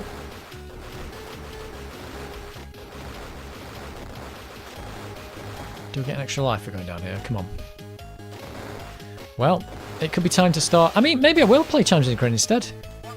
Champions of Crane works on the Amiga 600. I could have a go at that. We could play that on a stream. And we could see if that's... like I said, I've probably finished that game back in the day, so it's nothing like Eye of the Beholder, I can tell you that. Nothing like it.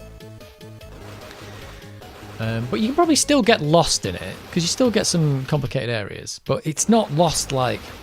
I think they even give you the map in the game, if I remember. I like older Microsoft Flight Sims. It's somewhat magical how it even runs on all computers. Yep. Oh, yeah. I'm going to play this AGA version for quite a while. I don't want that power-up. I want this one. This is definitely the best weapon. But all you do... I like the old 3D graphics, but all you do is fly around. Well, all you do in this game is shoot stuff.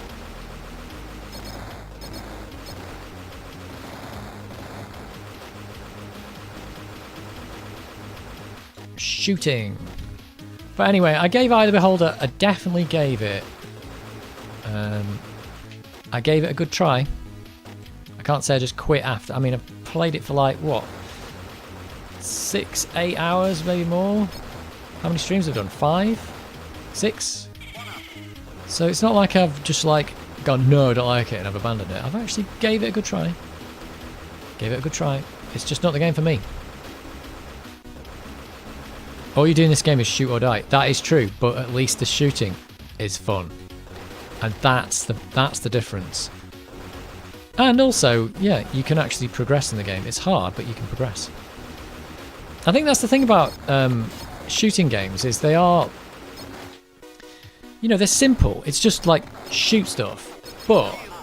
So it's simple to implement. Like, okay, let's make a game where you just shoot. That's fine. The problem is pulling it off to make it fun is actually really hard.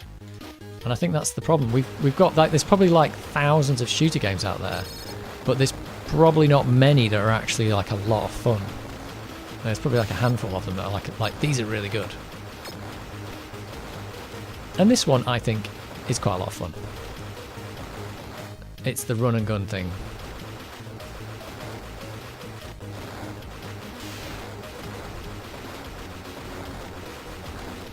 Do I get my extra life down it? Ah, I can't move my arm. I do like the look of these bosses in this version.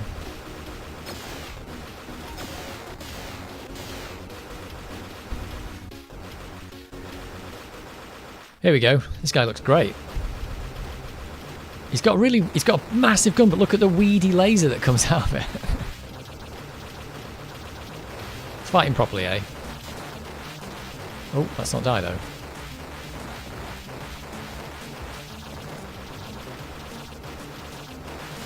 Oh, hello, I'm gonna die. He dead. He dead. Oh, nearly died there. Power up. You'd be surprised how many people enjoy watching me fly around in Microsoft Flight Simulator. People really do like visiting places they'll never get to see. Seeing their own house in the game. Oh. Well, that's what you want. You really like seeing their own house. I mean, you can go and look on Google Maps and see your own house. You can see that that is real. Oh, is this the right way to go? Oh, I've got the round thing. I didn't want the round thing, although it is quite cool. I don't think I want to go this way. I know there's some extra lives down here.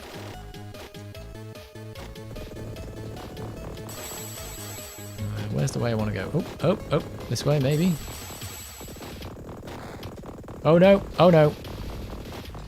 Bouncy bullets.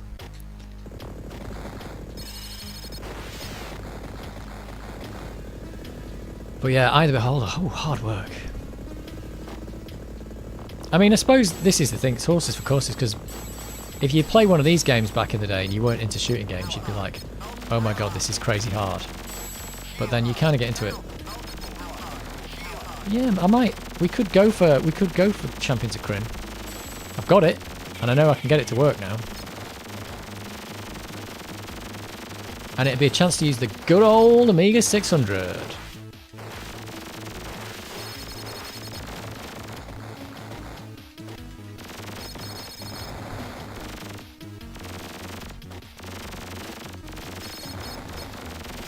I think the 50 FPS is one of the things that makes this game good as well. It's just really nice to have a really fast moving game. A lot of the games weren't 50 FPS on the Amiga.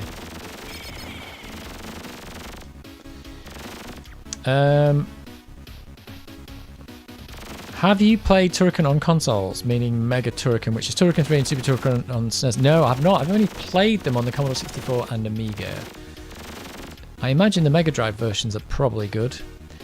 I played all of them. The last Turrican on SNES wasn't really Turrican, but all the others were class. Played Universal Soldier and Rendering Ranger. I knew they did the Universal Soldier like branding on one of them, didn't they? But it was just Turrican, wasn't it?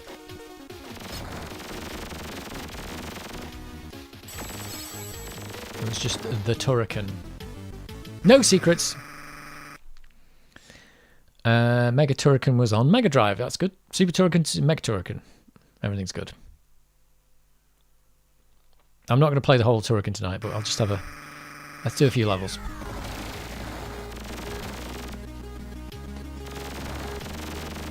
And it's good there you go, that's what we want. Let's not fall in the traps. Like a noob.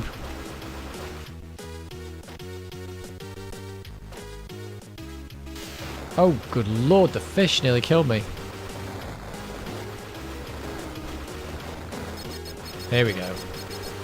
Oh, no power? Please. I'm gonna die now.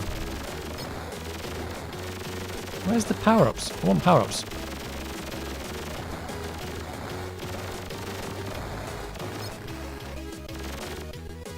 Some extra lives up here. Oh no! Whoops. Rendering Ranger, that sounds really weird.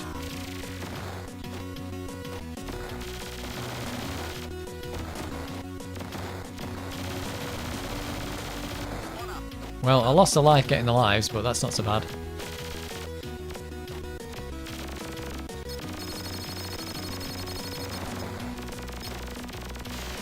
Oh, hello. You nearly murdered me. There we go, we want that.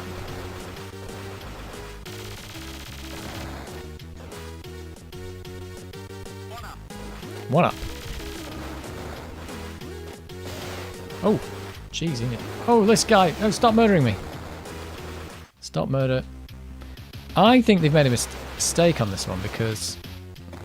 Yeah, right. On the original version, this guy, when he drops the little bomb, it splits up into little projectiles that can murder you. But on this one, look, because it doesn't do it, you can just stand here and it doesn't kill you. So that's a mistake in the AJ version, I think. Which is he did say it's a remake, like it's redone from, I don't know what It seems like it is. It must be using the code because it plays so similar. Is it using the DOS version code or something? I don't know. But that boss is harder on the normal version, as it should be. It's just like a bit easy here, isn't it? Look, I can just cheese it.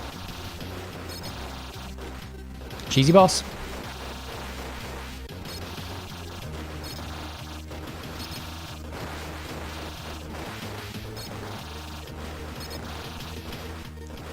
It does look, it's a weird looking boss though, isn't it? It's like half a spaceship with a head on it.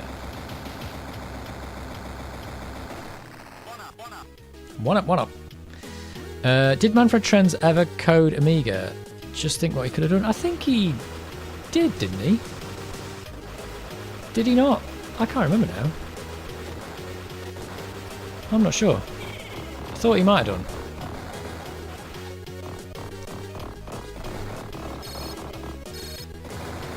Oh, I can get power. There it is.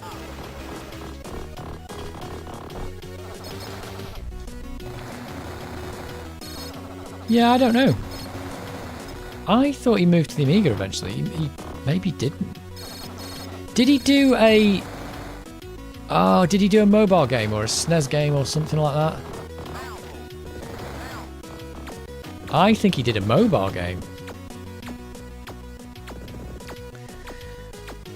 Not that Factor 5 weren't good.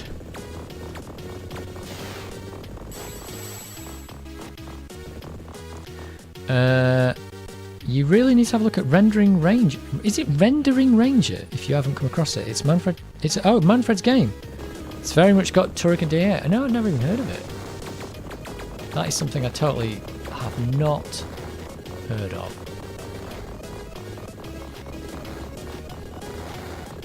The bouncy bullets are actually coming in. In fact, this is the game where you just want that laser gun, except on that level where you want the bouncy bullets.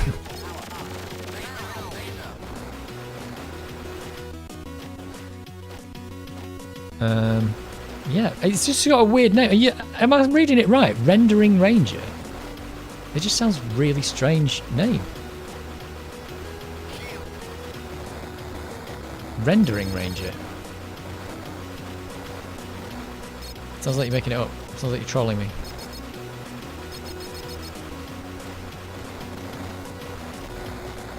Do you know the other thing about this game? I never use the power-ups. Like, I just never use them.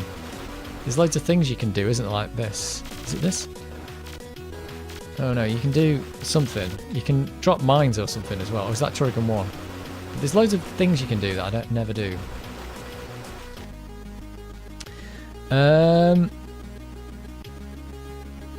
The AGA version is a DOS conversion, so you're right on that one. Okay, yeah, so it's slightly different. It's not majorly different. It's got this look down thing that's quite good. That would have been nice to have in the original game. If it has a suit of armor but then it's got it what? As if it has a suit of armor on, but then had its legs cut off. What? I think Z Out is my favourite Factor 5 game though. Am I running out of time in this game? Hang on. No, Turrican 2 is really good. Z Out, I don't know that I've played Z Out. I played X Out. It's called X Out, but I actually don't think that was who did that one? It wasn't them, was it? It's not a Trends game, that one, is it? It was good, that one though.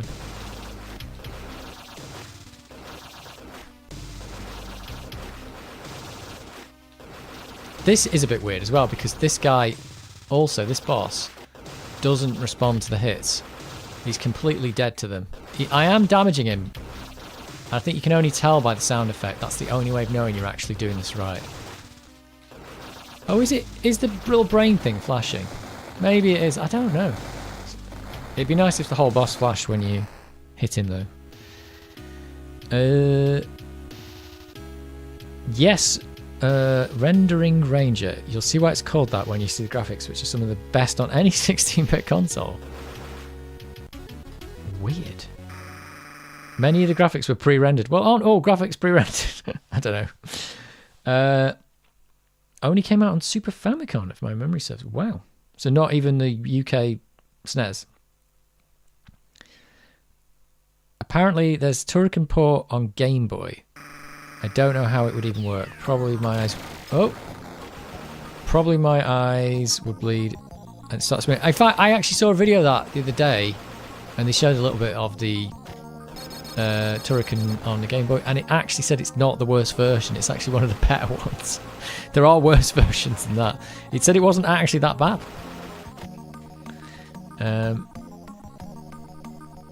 Universal Soldier on Game Boy. Yeah, maybe that was the one they played. I don't know.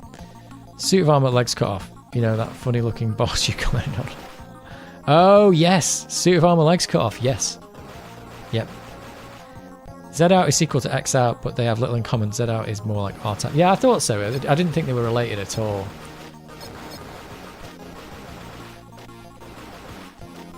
Ooh, look at the purple water. That looks nice. And these little raspberry dudes. They're like... What are they, like raspberries or something? I don't know what they are. Come on, you can get down there.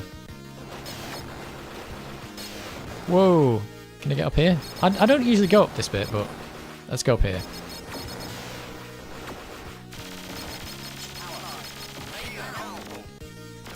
See, all I've done is ended up with something I didn't want. Oh, can I get down that way? Nope. Oh no, let's go back down. Okay. Okay, game.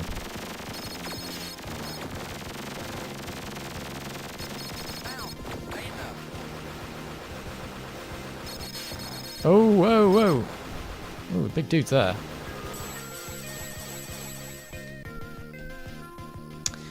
Z out is worth it for the music alone. That's usually good, isn't it? Where you get the you buy a music track and it comes with a game. Oh, what am I doing here? We're in the bath. Ooh, did I have a bit of slowdown there?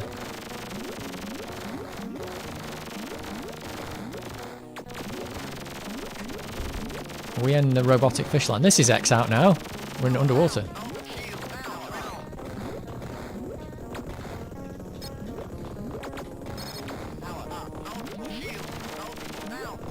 Let's get all the power-ups, whatever. I think there's a power-up up there, we'll get it in a minute. Or a life or something. Up here, is it? Yeah, there's a life. What was that one up there? Oh, that's the... Oh no, that's nothing.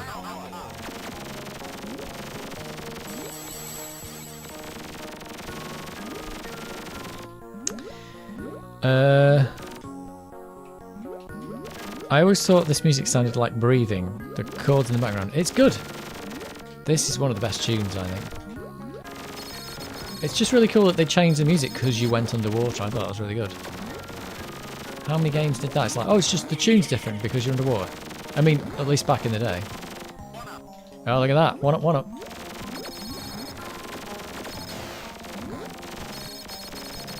Giant fish.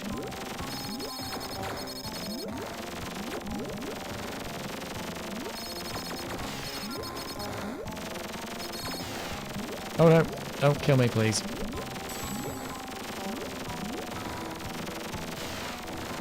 I'm dying.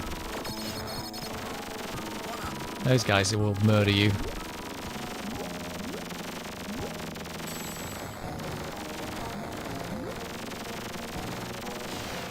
Jellyfish!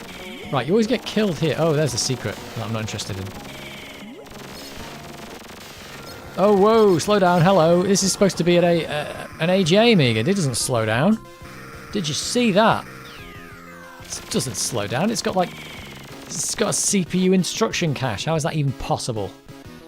And also, how do I get out of this bit? Oh, it looks like we're going for the secret anyway.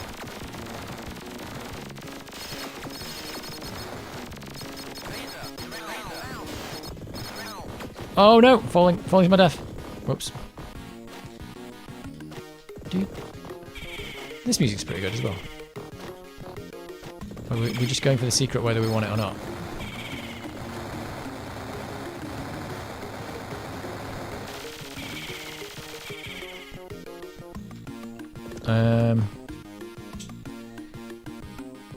The music has just gone off. Okay. I was on about the other music. The Great Bath is excellent. Yep.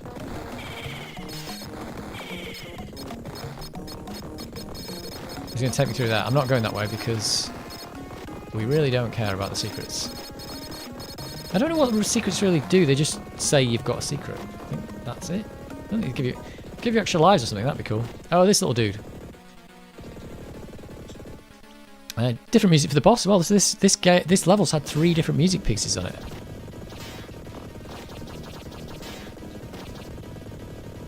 Oh, come over here. You have to watch this.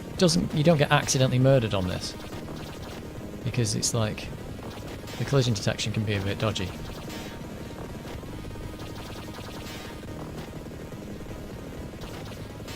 Oh, we could have bounced off the ceiling there and got him. Oh, hello.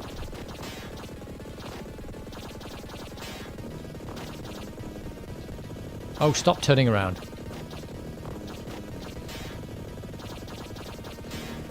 Whoops, nearly took a hit there. Whoops, took another hit.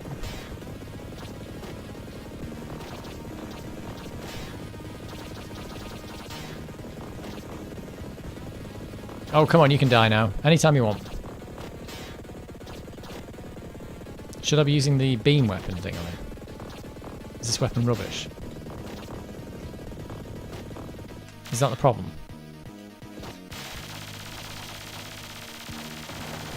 Oh well, I think I'd already done all the damage.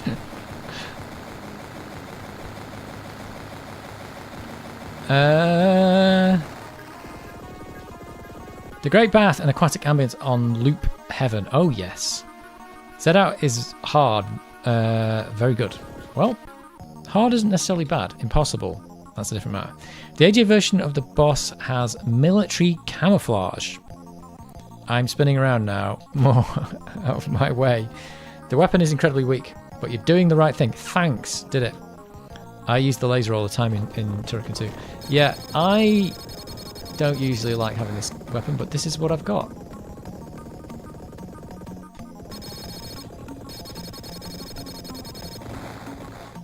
But I'm through. I made it. I made it.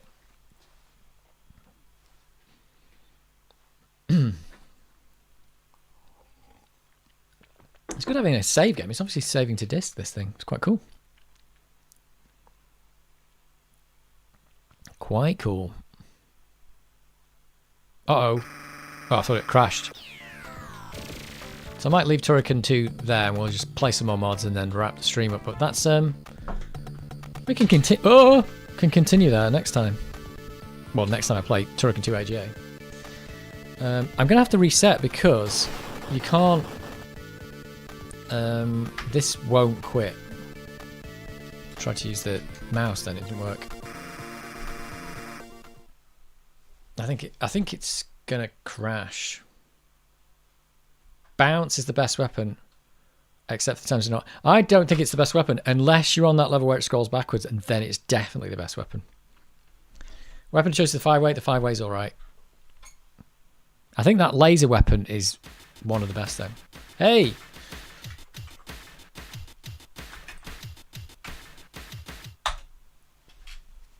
Why is it...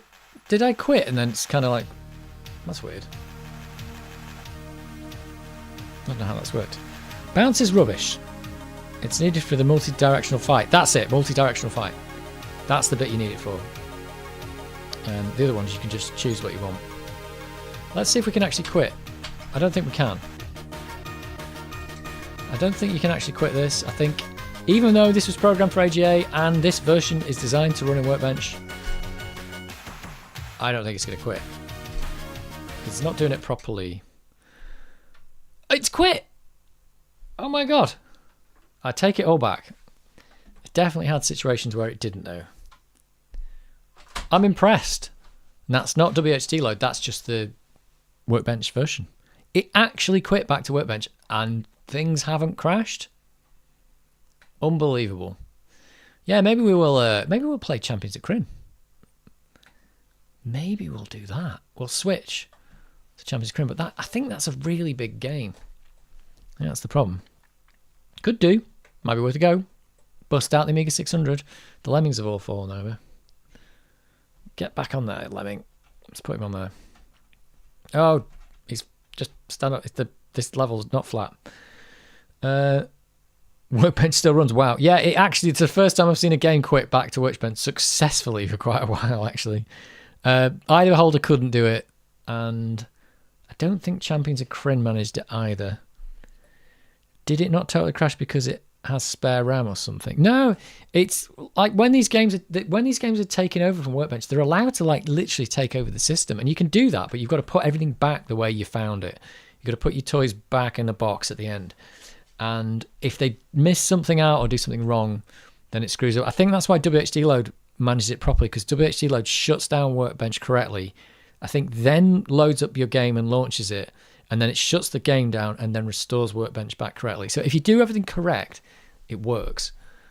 But sometimes games get it wrong. So that's the problem. There's your problem. There's your problem.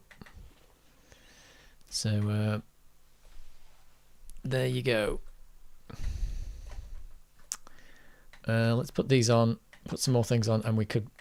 Oh, what else are we going to put on? I don't know. We had the Lemmings final stream. Let's add that. Let's add Ghostbusters and the Chosen One stream. Don't know what we're going to get here. We're getting that. That's a good one. I always do this and I never say save, but I always put this on and never say save. Use. Bring to front with a double click. Oh my god. Oh, it was already in the front. That doesn't work on that one. Oh no, I've got to reload that thing, haven't I? I'd have to put that in the startup. Damn you. Damn you. Damn you. We can put the big chat on for the end. Or I could put the big cam on or the big chat. I quite like this big chat thing. Look. Boom. Big chat. That's a thing. That is totally a thing. And you can still see the Amiga screen, and you can still see me, and you can still see the Amiga. How cool is that?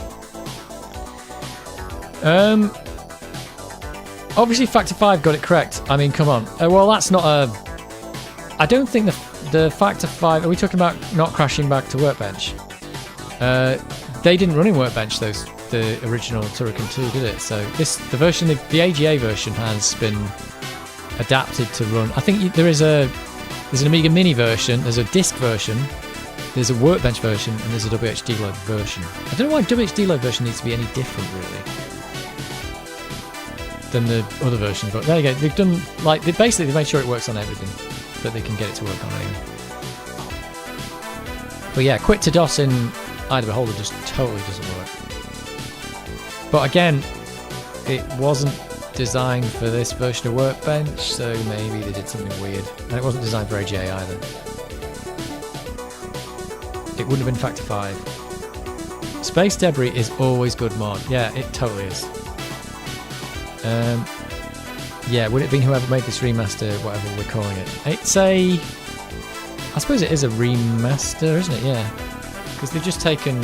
Yeah, they couldn't have just remade the game for the Amiga.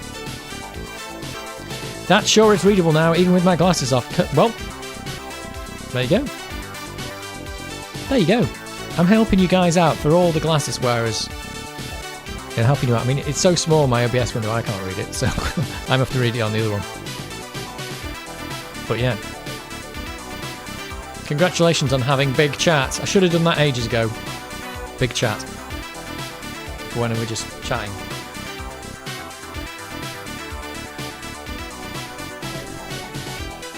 But I suppose that's good if you're watching on the big telly.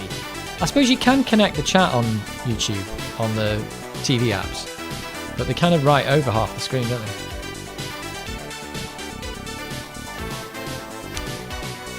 Anyway, I don't know what I'm going to play next week then. It could be we move to Champions of Kryn. It was a toss-up between Eye of the Beholder and Champions of Kryn when I was doing it, actually, but I thought, I've never played this and it had such good reviews, it must be great. But I have enjoyed it up to a point, and then it's just become... I probably didn't know, because I didn't know what I was doing wrong. It seemed fun, and then when I found out, oh, you've done everything wrong, that's when it starts becoming like, oh, just go back and do everything right. Oh no.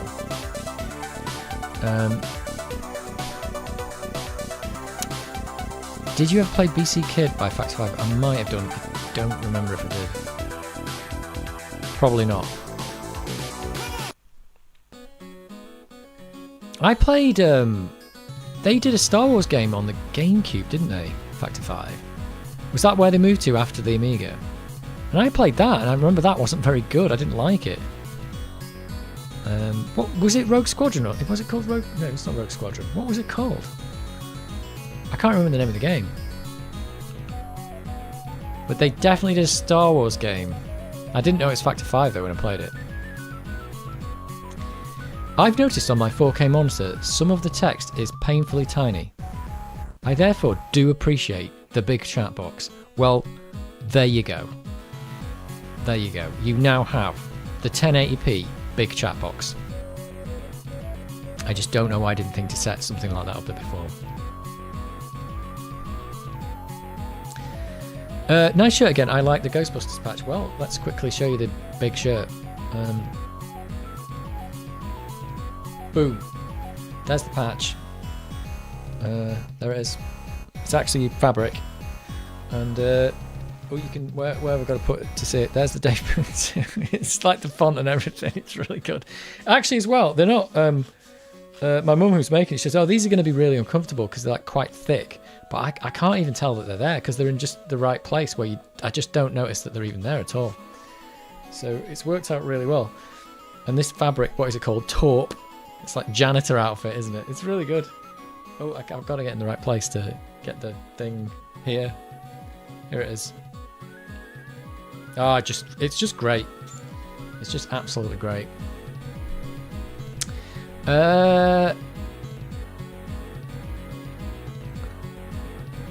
BC Kid is a conversion of the PC Engine game called Bonk. Oh, PC Kid. It's a caveman themed game. It's really good. I might have seen bits of that. Yeah. I didn't know they did that. That might be worth a look. Rebel Assault. The graphics were stunning at the time. Star Wars Rogue Squadron. Yeah, is that right? It was like an X-Wing game. Rogue Squadron 2 was on the GameCube. First, it was on N64 and PC. I definitely, because what I remember is I actually bought a GameCube because of that game. I saw that game, I thought that looks really good. I want to play that. I don't think I knew it was Factor 5. It might not have been Factor 5, the game I'm thinking of, but it was Rogue Squadron or the X-Wing style game, and it was on GameCube. I bought a GameCube just to play it, and I didn't really like the game and never really played anything else on the GameCube. And I think in the end, the GameCube, I just left it and collected dust. And I think somebody just kind of like said, "Can I have this?" And I went, "Yeah." And I think somebody took it, and I wasn't bothered. And I kind of wish I'd kept it now because it's like kind of a collector's item now. But back in it, I was like, "Nah, it's rubbish. I don't like it." I think we did play Mario Kart on it though. They made all three of them. For there were indeed three of them: one N64 and two GameCube games. Okay, so yeah, I just didn't know it was Factor 5. Didn't know that. But I think that's what they went on to probably after the Amiga, after the Amigas died. After all our Amigas died. Lair and PlayStation 6-axis killed Factor 5. As in the 6-axis joypad. Is that what you're talking about? We have Black Forest games now. Manfred Strands was working on Turrican 3D at the time. Oh, yes, I saw that, a Turrican 3D thing. That looked rubbish. And Manfred owns Turrican again. Does he own the rights to it? Really? He's like the Turrican dude. I know that Rogue Squadron games were great, but I really like old Star Wars X-Wing at the Space Fighting Simulator. It's a really hard but great. Yeah, I actually did. We also played a lot of the X-Wing versus TIE. Was it X-Wing versus TIE Fighter? I can't remember which one it was, but we played a lot of that on the PC. It was multiplayer. I think it was X-Wing versus TIE Fighter. Is that the follow-up to X-Wing or whatever it's called? And we really enjoyed playing that, the space combat game. So I think when I saw that on the GameCube, I thought that looks like a really good version, kind of like that, but not quite the same. But in the end, I just felt like it was really constrained. Like it kept turning me around when I got to the edge of the map and stuff, and I just didn't like it. So it didn't. It just probably wasn't the game I wanted to play. It probably was an alright game. Lair was like Rogue Squadron with dragons and used the 6-axis motion control as input. Now, I don't know if that sounds good or bad. Oh, the God soundtrack. Yes, it's on. It is on. We got it. Oh, PlayStation 3 launch game. Yes, I believe years of litigation sorted themselves out and eventually it led to the proud owner of Turrican. So Manfred Trends owns Turrican. That's amazing. Well, we should have a Turrican game. We should just replace Master Chief with Turrican and say, there you go. That's it, you're done. Not sure if there's really any litigation. I just wanted to say litigation. You said it. There were 3 games. X-Wing, TIE Fighter, and X-Wing versus TIE Fighter. Yeah, I think we played X-Wing versus TIE Fighter. I think that was the one. It was definitely on Windows. It was definitely multiplayer. We networked a couple of PCs together and you could play it. And it was pretty good. Black Forest Games made the new Gianna Sisters games. They're actually quite fun. Got them on my PS3. Oh yeah, they did some new Gianna Sisters games, didn't they? Yes. We got the Turrican collections on Switch. That's true. Which are just like emulated versions of what I just played, I suppose. Hopefully we'll get all new games in good time. Yeah, let's have a new Turrican. That'd be great. Can you imagine what you can do with all the power of like all these 3D accelerators we've got now? And like say, I think you're not limited in even in a 2D game. I think you're not limited by number of sprites you can draw anymore. You'd probably still have to be careful and not go crazy and draw stupid things that don't need to be drawn. But you could just go mental with a 2D game now. I played Gianna Sisters remakes. They're all fun, quite different from the original.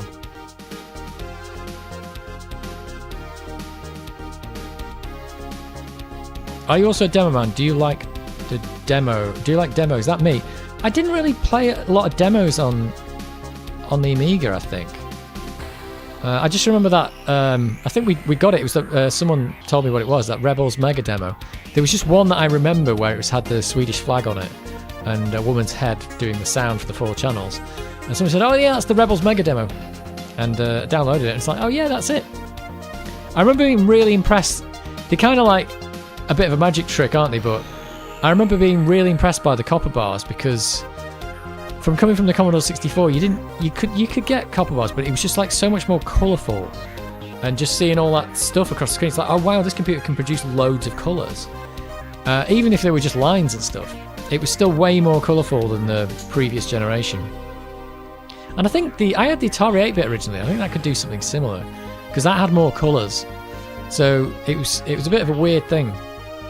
The Atari 8-bit seemed like it might have been a better computer than the Commodore 64, apart from the sound department, but it just didn't have any software support. So that's what killed it, really. That's what killed it for me.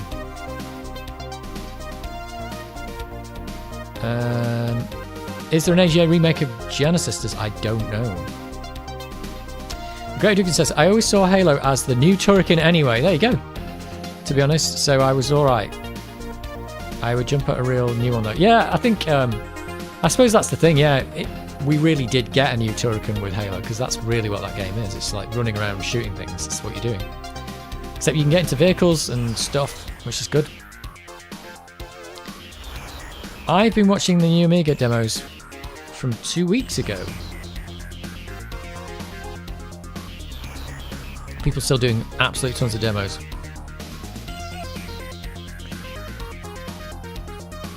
They're great in the way you can switch between light and dark as needed. It brings in a new level of gameplay. Oh yeah. Let's be honest, original Gianna Sisters was just Super Mario Bros. Clone for C64 and Amiga. That is true. Still great games, but yeah, they totally ripped it off. Totally ripped it off. But then they did it well. That's one thing to be said. They didn't just rip it off and it was a rubbish version of it. I suppose you only remember it because it was a good rip-off. Gianna Sisters and Mario Brothers rip-off. I don't see the resemblance. Well, The lawyers did. The lawyers did. GURP 2024 Amiga demo competition. All right. GURP. Super Turrican 2 on the SNES went that way anyway, with the jumping into vehicles and stuff. If the series carried on, it would have gone down the Halo path. Yeah, probably. That's the thing. It's been a lot of the time we say, "Oh, I wish this series had carried on," but then really it kind of did, because someone else just took over the game, and it wasn't the same game in name, but it was the game it was going to end up as. Unless you really, and to be honest, nowadays you could still. There's a lot of call for 2D games because they kind of disappeared for a while whenever we went 3D, but now there's a lot of people making really good 2D games. So ultimately, you could just make a new 2D version of Turrican and just make it amazing, and you would probably sell 10,000 copies. I don't know, maybe not even that many. I don't know. So it's all about, is it financially viable, I suppose. It'd be interesting to try and make a 2D game nowadays with all the power of some of these GPUs and see, like, what can you actually do in 2D? I suppose you could fill the screen so much now that you're just drawing over yourself anyway, so it just becomes ridiculous. There's definitely some shooters like Geometry Wars and stuff that are just doing crazy things anyway, and that was years ago they did that. So it'd be crazy. I suppose you just have to make them better. Just putting more bullets on the screen isn't going to make the game better. It's just going to put more bullets on the screen. But more bullets sometimes is what you wanted. Or at least at a higher frame rate.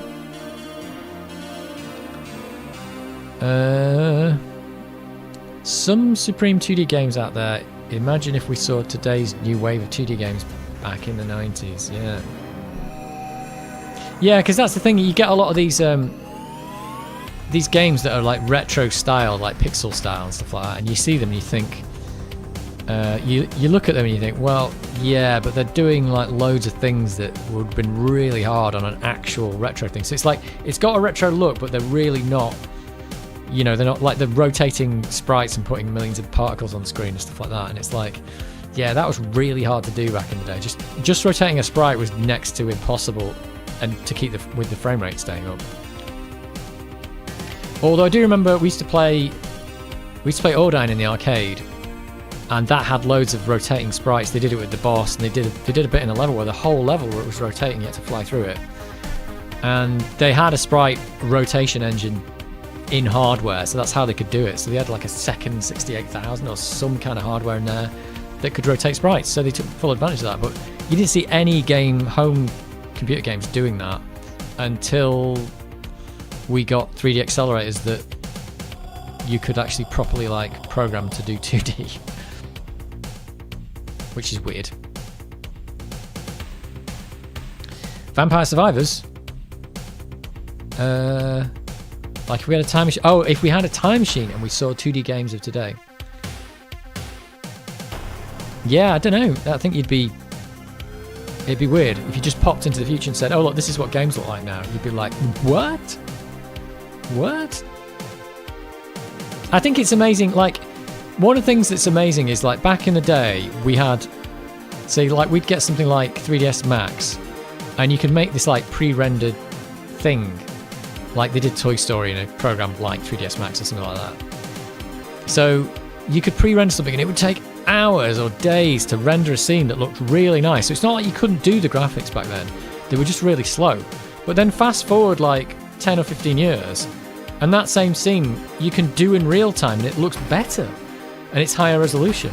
And then fast forward another 10 years and it's just crazy. Like, people are now starting to do like graphics for videos and things like that in Unreal Engine and just doing them in real time, because there's no point in going through all that process of like rendering them perfectly, you know, for hours to make this perfect thing, when the real-time version already looks so good that it's just not worth the time and effort. So I'm definitely seeing that a bit. You're seeing people doing architectural things in Unreal Engine. And I'm watching that guy who does lots of that. He's called Ocean Liner Designs. He does a lot of stuff about the Titanic and just general ocean liners and warships and stuff. And he's doing loads of stuff in Unreal Engine. So they're not like amazing graphics or anything. They're pretty good, but they haven't like animated the people on the ships and stuff like that. But he'll do like the whole ocean liner like accurately and have it like going through the water, and that's all done in Unreal Engine.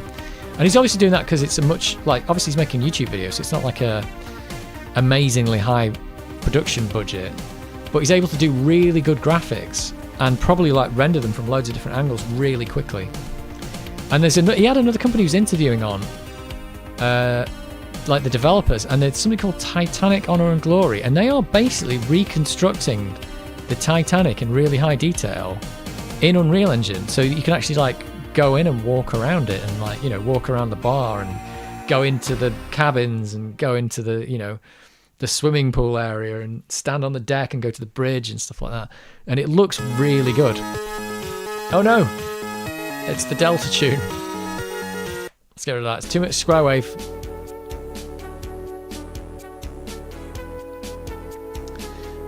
So yes, loads of stuff being done in real time now that would have been like, oh, hey, we've got to do a 6-week render on this, but now it's like, oh, you can just look at it from any angle whenever you want. Spectrum Next has like 100 hardware sprites. Good lord, that's like 92 more than you need. Bullet Hell Games is an example where more bullets the better, but still, it's all about bullet patterns, and they were made in the 90s. Yep, there were some arcade games that went crazy with it, weren't there? You should check out the game called Vampire Survivors to see how much shit a 2D game can throw on the screen. I think I could guess that it's quite a lot, but yeah, I kind of thought that there'd be games like, there were definitely games back in the day that did it. Metal Gear, not Metal Gear, Metal Slug was pushing it to the limit back in the day. Not that was a 3D accelerated thing though. Today 2D is mostly in engines like Unity, just 3D with perspective which looks like 2D. Yep, well that's what 2D games are. They're just drawn but with hardware acceleration, that's all I'm saying. But that allows you to do things that you couldn't do back in the day easily, which is just two things that you need to do. Rotate them and scale them, and that's it. And that's really all you wanted to do, but you couldn't do it. You could do it, it was just too costly. Now you'd have to like literally do something to not rotate it.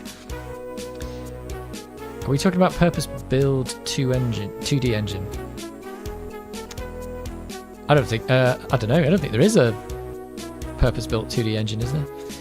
If by chance we didn't see a single 3D AAA at all with our time machines, so we went back to 1999 thinking we never went to 3D at all.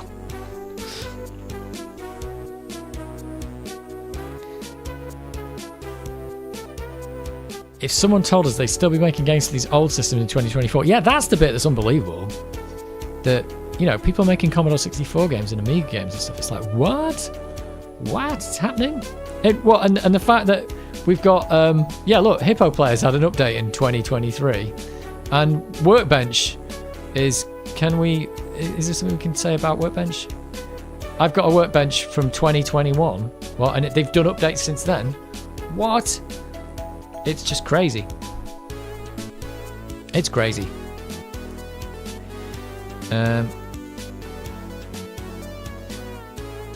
But still, if you have to make a 2D game, you still need to work with OpenGL, Vulkan, and DirectX, which are 3D graphics API.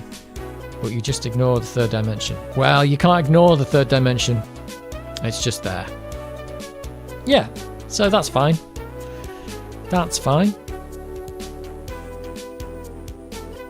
But yeah, you're stepping through an API, but still, even stepping through that API is still way faster than an Amiga, let's put it that way. I'm making an Amiga game in 2024 as we speak. There you go. Pixelplop is keeping the dream alive. I do figure, though, that in about 30 years, again, people will either maybe not be making Amiga games because the generation of people who grew up with them are going to be dead. I don't know if we'll be dead, but some of us will be dead.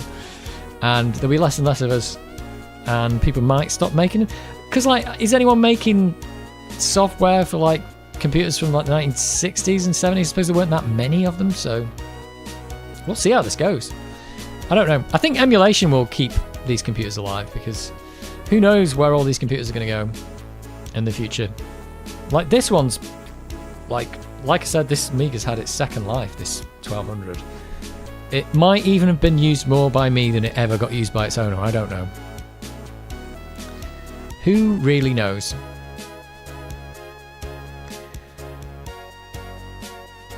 I've been happy just to see they made a 60 FPS Ghost remaster, yeah.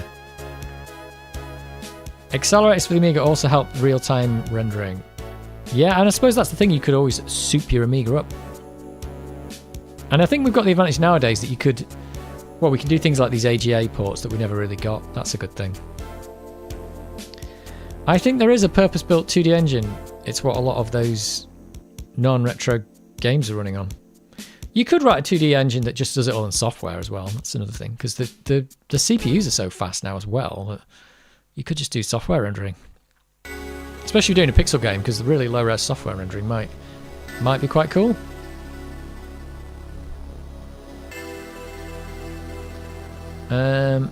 And then you don't have to use your OpenGL or Vulkan. Well, you'd still have to use it at the end to just put your buffer onto the screen, but that'd be all it does. What is this? Amp power. Sounds really low quality samples.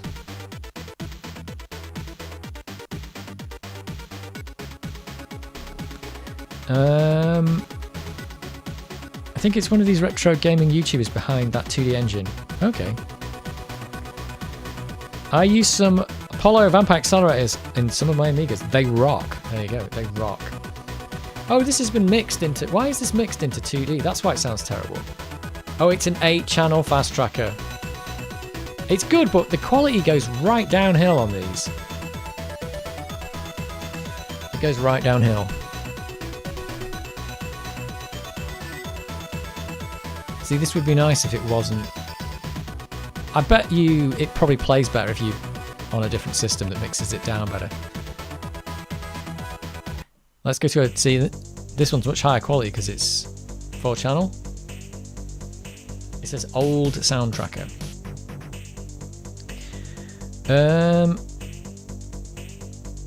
I wish I could ignore the 4th dimension sometimes. Well, you can never ignore the 4th dimension. What about the 9th dimension? Is it what's the 9th dimension thing? Where am I getting the 9th dimension from? That's from something, isn't it? It's not from... I'm thinking of Plan 9 from Outer Space. Is Plan 9 from Outer Space where... They're not from the 9th dimension in Plan 9, are they? I can't remember now. 8 channels of audio is too much for an Amiga. At least from new tracking. It works, it just gets mixed down and the quality goes low. This is a classic Amiga tune. Ripped off for a lot of demos.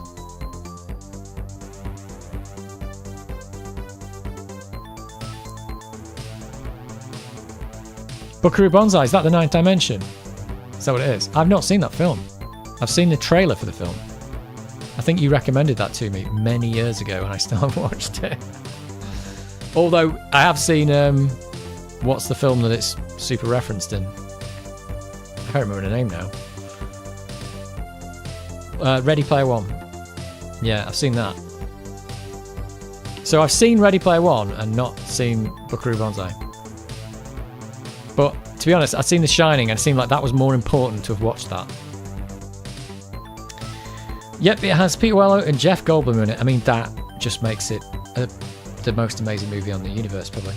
And Christopher Lloyd, well, there you go. So it must be good. It's a fun movie.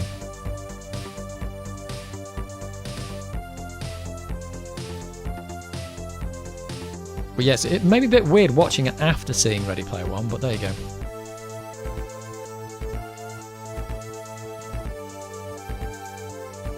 The end credits are a thing to behold, right? Well, it has a lot of demos. This is a source for me to follow the demo scene.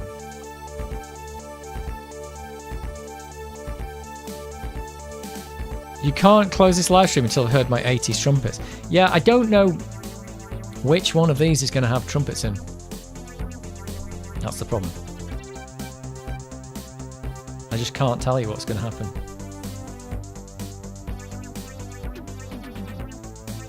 There's no way of knowing. Teenage Mutant Ninja Turtles Music Level 1. Somehow that's in there. Cybernoid 2? We're not going to listen to all these. It's like midnight. It's like midnight. Oh! Nearly. I'm going to turn these lights down a bit before they blind me. Let's turn them down a bit more. It's a blinding me. You never know, we might get some trumpets in Amiga happiness in a minute. Not my favourite movie ever, but strong 8.5 out of 10, or even 9. Well, that's pretty good. It's like somewhat a forgotten gem, but not really, because a lot of people know about that movie. They know about it because of Ready Player One, maybe? The night is yet young. Let us go out this evening for pleasure.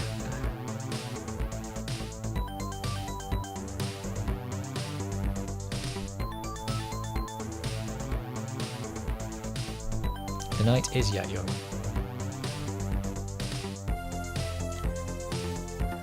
Well, it was a sad end for Eye of the Beholder, I'm afraid, a sad end. But I gave it a good try. I gave it a damn good try. And should have played Ghostbusters 2 instead. That's all I can say. And even that's rubbish. The night is Will Young. The night is Paul Young. This doesn't sound like it's going to have trumpets in. This is way too good. There's some good tunes on this. All this stuff I've downloaded over the year, I suppose. But I just don't know what's good and what isn't. Maybe you'll get a trumpet now. Nope. Like, you can probably see from this list because they've actually named. Nope.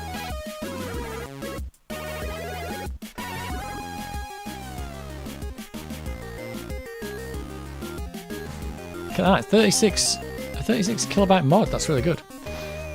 This is rather 8-bit. Yeah, some people do some like stuff with square waves and things like that, and they try to get that chip tune sound. And they fit in some really... I really like it when you hear a tune like this. It sounds really good. And it's 36 kilobytes. That's amazing. Because I think where the Commodore 64 falls over is that it can't really do like drums and bass drums and cymbals and stuff. It plays really nice sound, but then it can't produce any decent percussion. You have to like fake it. And that's the problem. And here haven't really got the chiptune sound, but we can kind of get it. And we can make the other noises. Can't see there being trumpets in something this so 8-bit. You were right. I ripped all the OCS demos from Amiga. Sorry, Chris. This one sounds like it's going to be like a rave. Smooth Electro 4. Right, we're going to try and find something trumpets in, and then the stream ends. Let's go. Only Amiga makes it possible.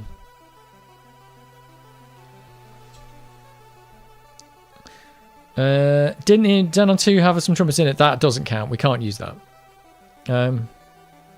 Running them on real Amigas. Yeah, nice. The size of files on this old stuff always amazes me. Like the whole Super Mario Brothers is a smaller footprint than a single screenshot from a modern camera. Yeah, it's true. I mean, screenshots or even screenshots like pictures from cameras are massive, aren't they?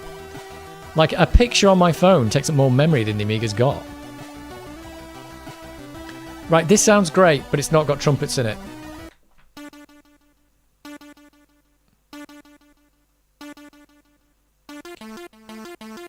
Only Amiga makes it possible.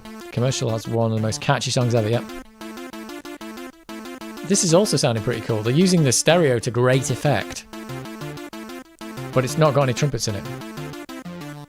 Yeah, I know you're not serious about trumpets, but we are going to try and find some trumpets. If there's no trumpets in this playlist, well, we have to end it without it. You'll be disappointed, but we're going to find it. You may not be serious about the trumpets, but I am. It's time to get serious about trumpets, everyone. That's a really cool one, but it's not got trumpets in. Well, whoa! I thought it was going to be Axel F, but it's not. There's some really good tunes in here. I don't know which ones I picked at that thing. This sounds very like Japanese. From Finland. Oh, that's a good one, but we're skipping it. Right, do you think we're gonna get any in here? Oh, this one sounds really moody. This is 13 kilobytes. You're not gonna get a trumpet in this. Never Take Me Seriously, Rule 1. This one isn't gonna have trumpets because it's like a chip tune. So we skip. Here we go. Here we go. Here we go. 400 kilobytes.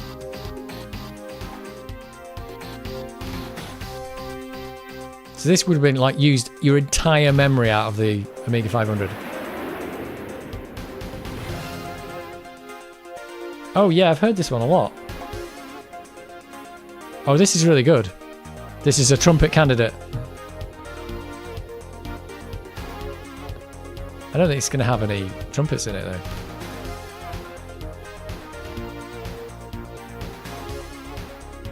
Oh, these are all really good tunes. I'm turning them up on my headphones just to hear the good tunes.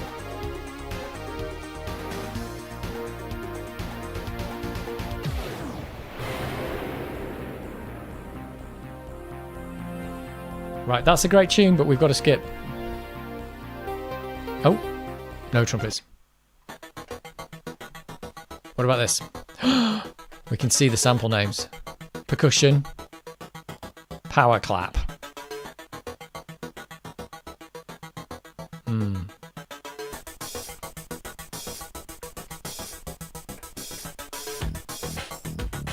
What is this music? I don't know. It's music I've downloaded over the years. I mean, I'll put you on the I'll put you the big screen up so you can see it.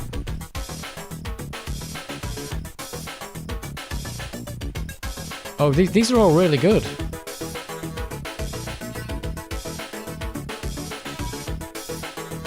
But we're skipping it. Right, here we go. This one's massive. It's a 28 channel fast tracker. I'm just not listening to it. That one will be a disaster.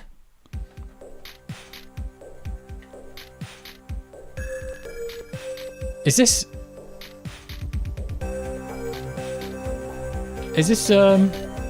Shadow of the Beast? Power Dave and the Quest for Trumpets. There's a concept for a new game, yeah. This music is from Seabit 90. Okay, I didn't know. Power clap sounds like something unpleasant you picked up in your early 20s. Yep. Red Sector Seabit 90 is my favourite demo. It's what introduced me to the demo scene. There you go. Red Sector. Seabit 90 was a great demo because you could interact with the 3D. Oh, very good. Overall, all mods have similar vibes. Probably samples were exchanged on demo parties. Probably.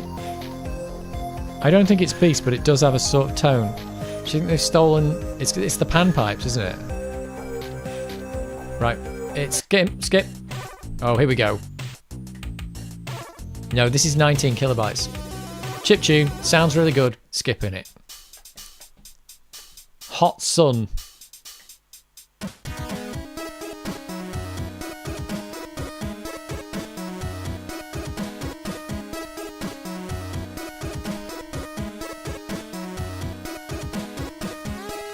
I don't think it's Beast, but it does have... Yeah. Okay, I think I read that. Nope. Oh, this sounds good.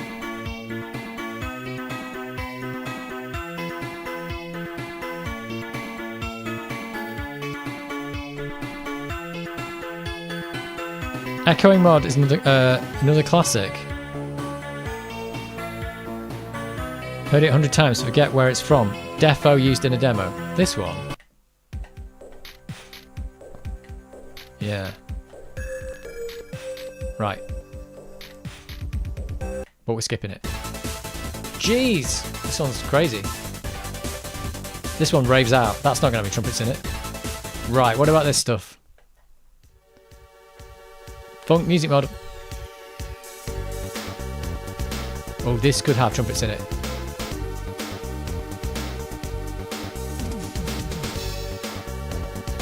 230k.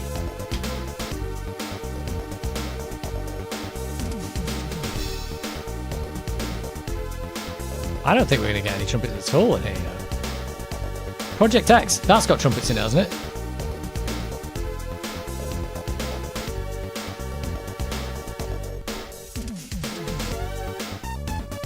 Oh, these are really good, and I'm going to have to skip it.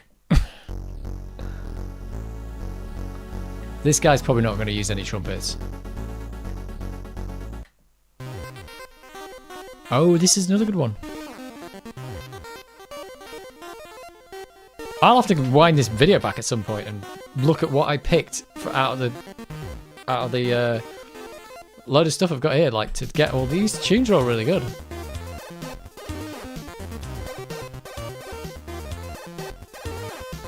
Oh, that's really good. Skipping it.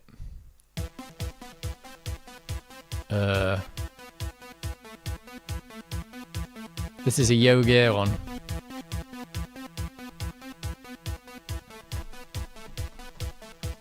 Why trumpets? Who knows? Oh, this is like the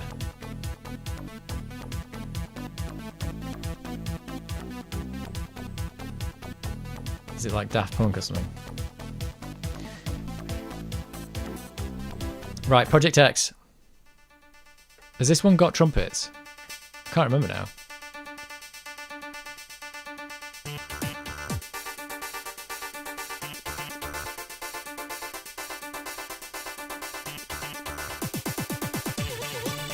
Oh no. Oh no. Oh. Chiptune. I don't think we're going to get any.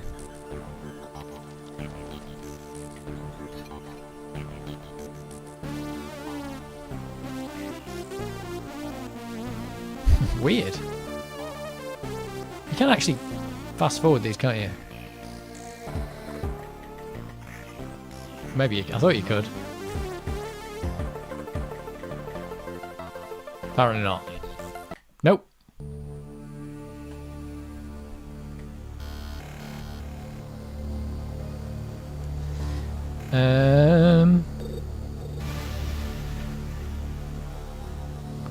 We all like the ubiquitous nature of the 80s trumpets. They were everywhere. That is all. Pirated software on the Amiga was great because you also got great crack tracks, sometimes better than the game. When I say we, what I really mean is I. Just follow the demo scene and hear the best tunes ever made. Yeah, I think the reason for that though is because a lot of the time they could just use all the memory to make the song, which isn't always the case, but that's the thing. It's like a lot of the time you had to make, you know, these games had to fit the music in and the game. But when you're doing a demo, it's like, well, let's just make the whole music take half the memory or something. Which just goes to show what you could do when you've got tons of memory. Like even this, 184 kilobytes. You wouldn't be able to get this in a game because it's taking up half your memory on an Amiga 500. This is great.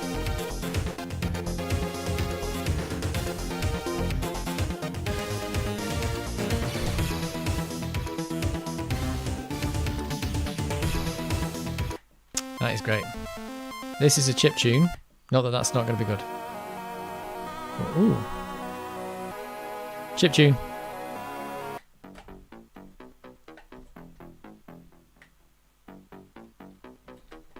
Tilbury Fair might have some trumpets in it. I think we might actually come up trumpetless this week. That might be the name for the next stream. Trumpetless. We're going to go trumpetless. Oh, this intro goes hard. Oh dear. This might be next week's playlist. We can actually listen to a lot of this stuff properly. Oh, there's Ghostbusters. Tilbury Fair, come on. There's not going to be any trumpets in this. Oh, somebody's put the phone number in this. 600 kilobytes.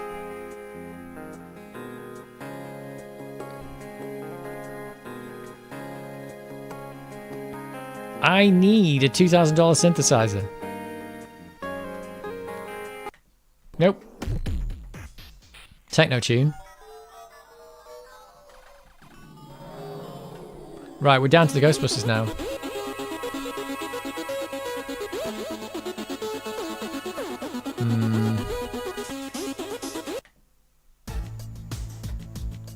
Well, what about this?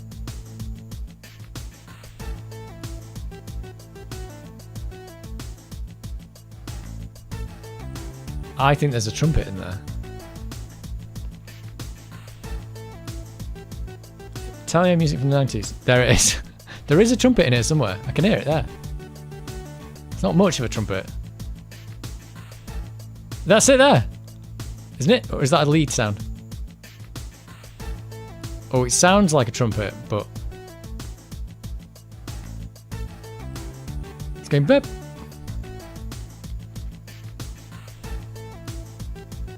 It's too short to tell if it's a real trumpet.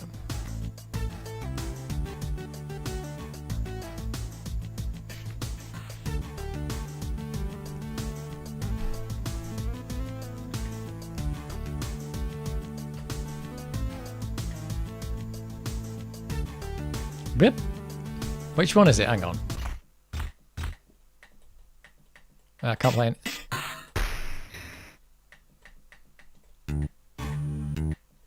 Where are you, trumpet? I don't know if that really counts. It's like a lead sound.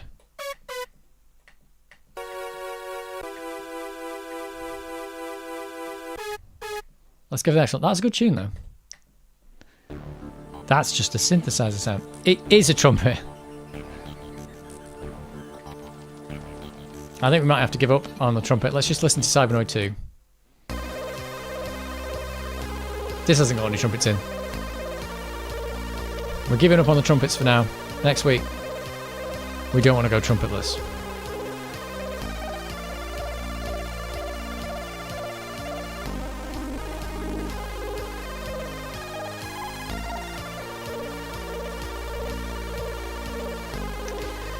I think I've spent like 20 minutes looking for trumpets.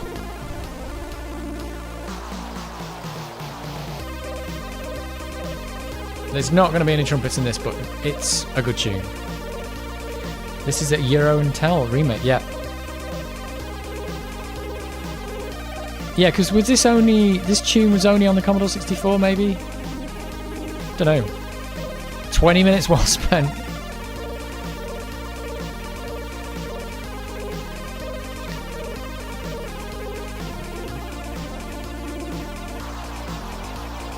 Dramatic.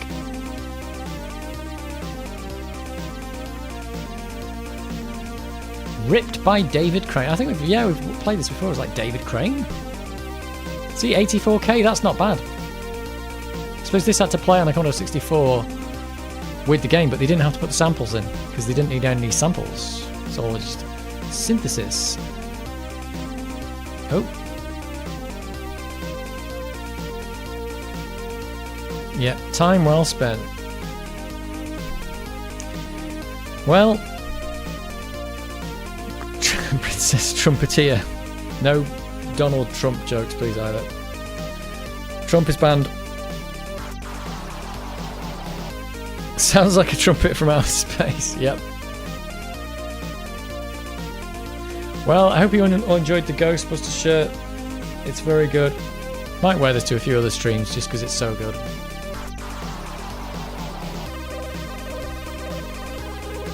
It's just so good.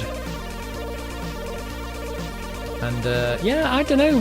What do you think? Next week, should we go for Champions of Kryn or what? I've still got Oh No More Lemmings to play, but I don't know. I think Champions of Kryn might be good. I would like to play it again. I was considering playing it again, and maybe I'd have time to play it on the stream.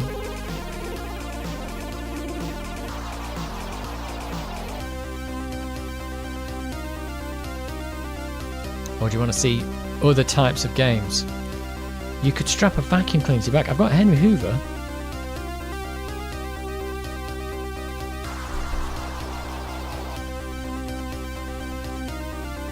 I could do Henry Hoover. Like the tune. Yep. It's a very good shirt, but looks highly aliased around the lettering.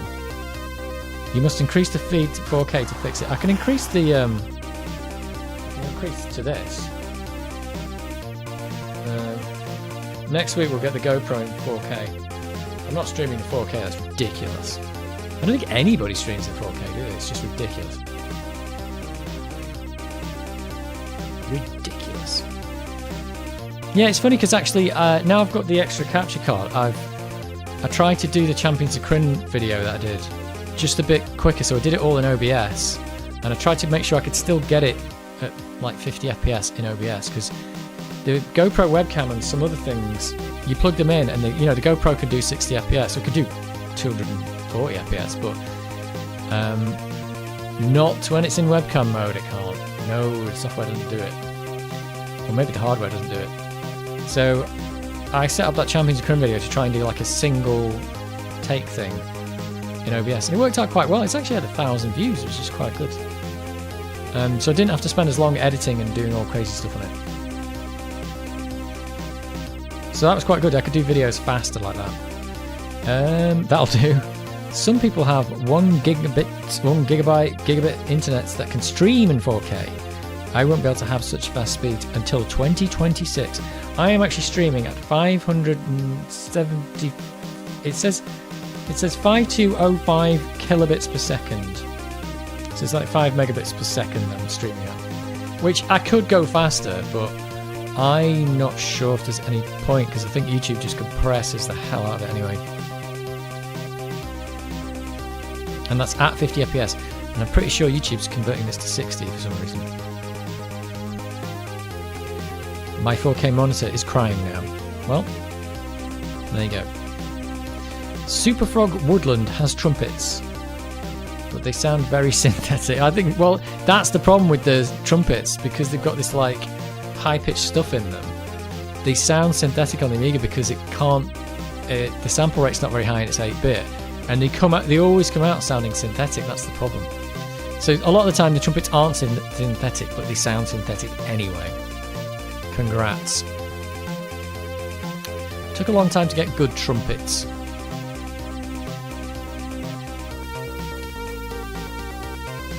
I usually live stream at 720/60 myself. There you go. 720. You live stream? Do you live stream on Twitch or something? Just a question. Did you have long hairs in the past? I saw some of your videos. Yeah, I did. I think that was during the pandemic where I just didn't cut my hair for quite a while. The pandemic started and I just didn't cut my hair. So there you go. Don't know. That was just a thing. Sounding synthetic is part of the whole 80s trumpet thing. Exactly. Right. I think that's it. Oh, Teenage Mutant Ninja Turtles.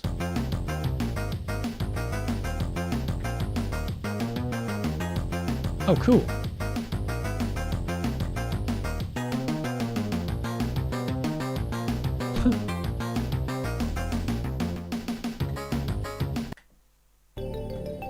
That didn't have.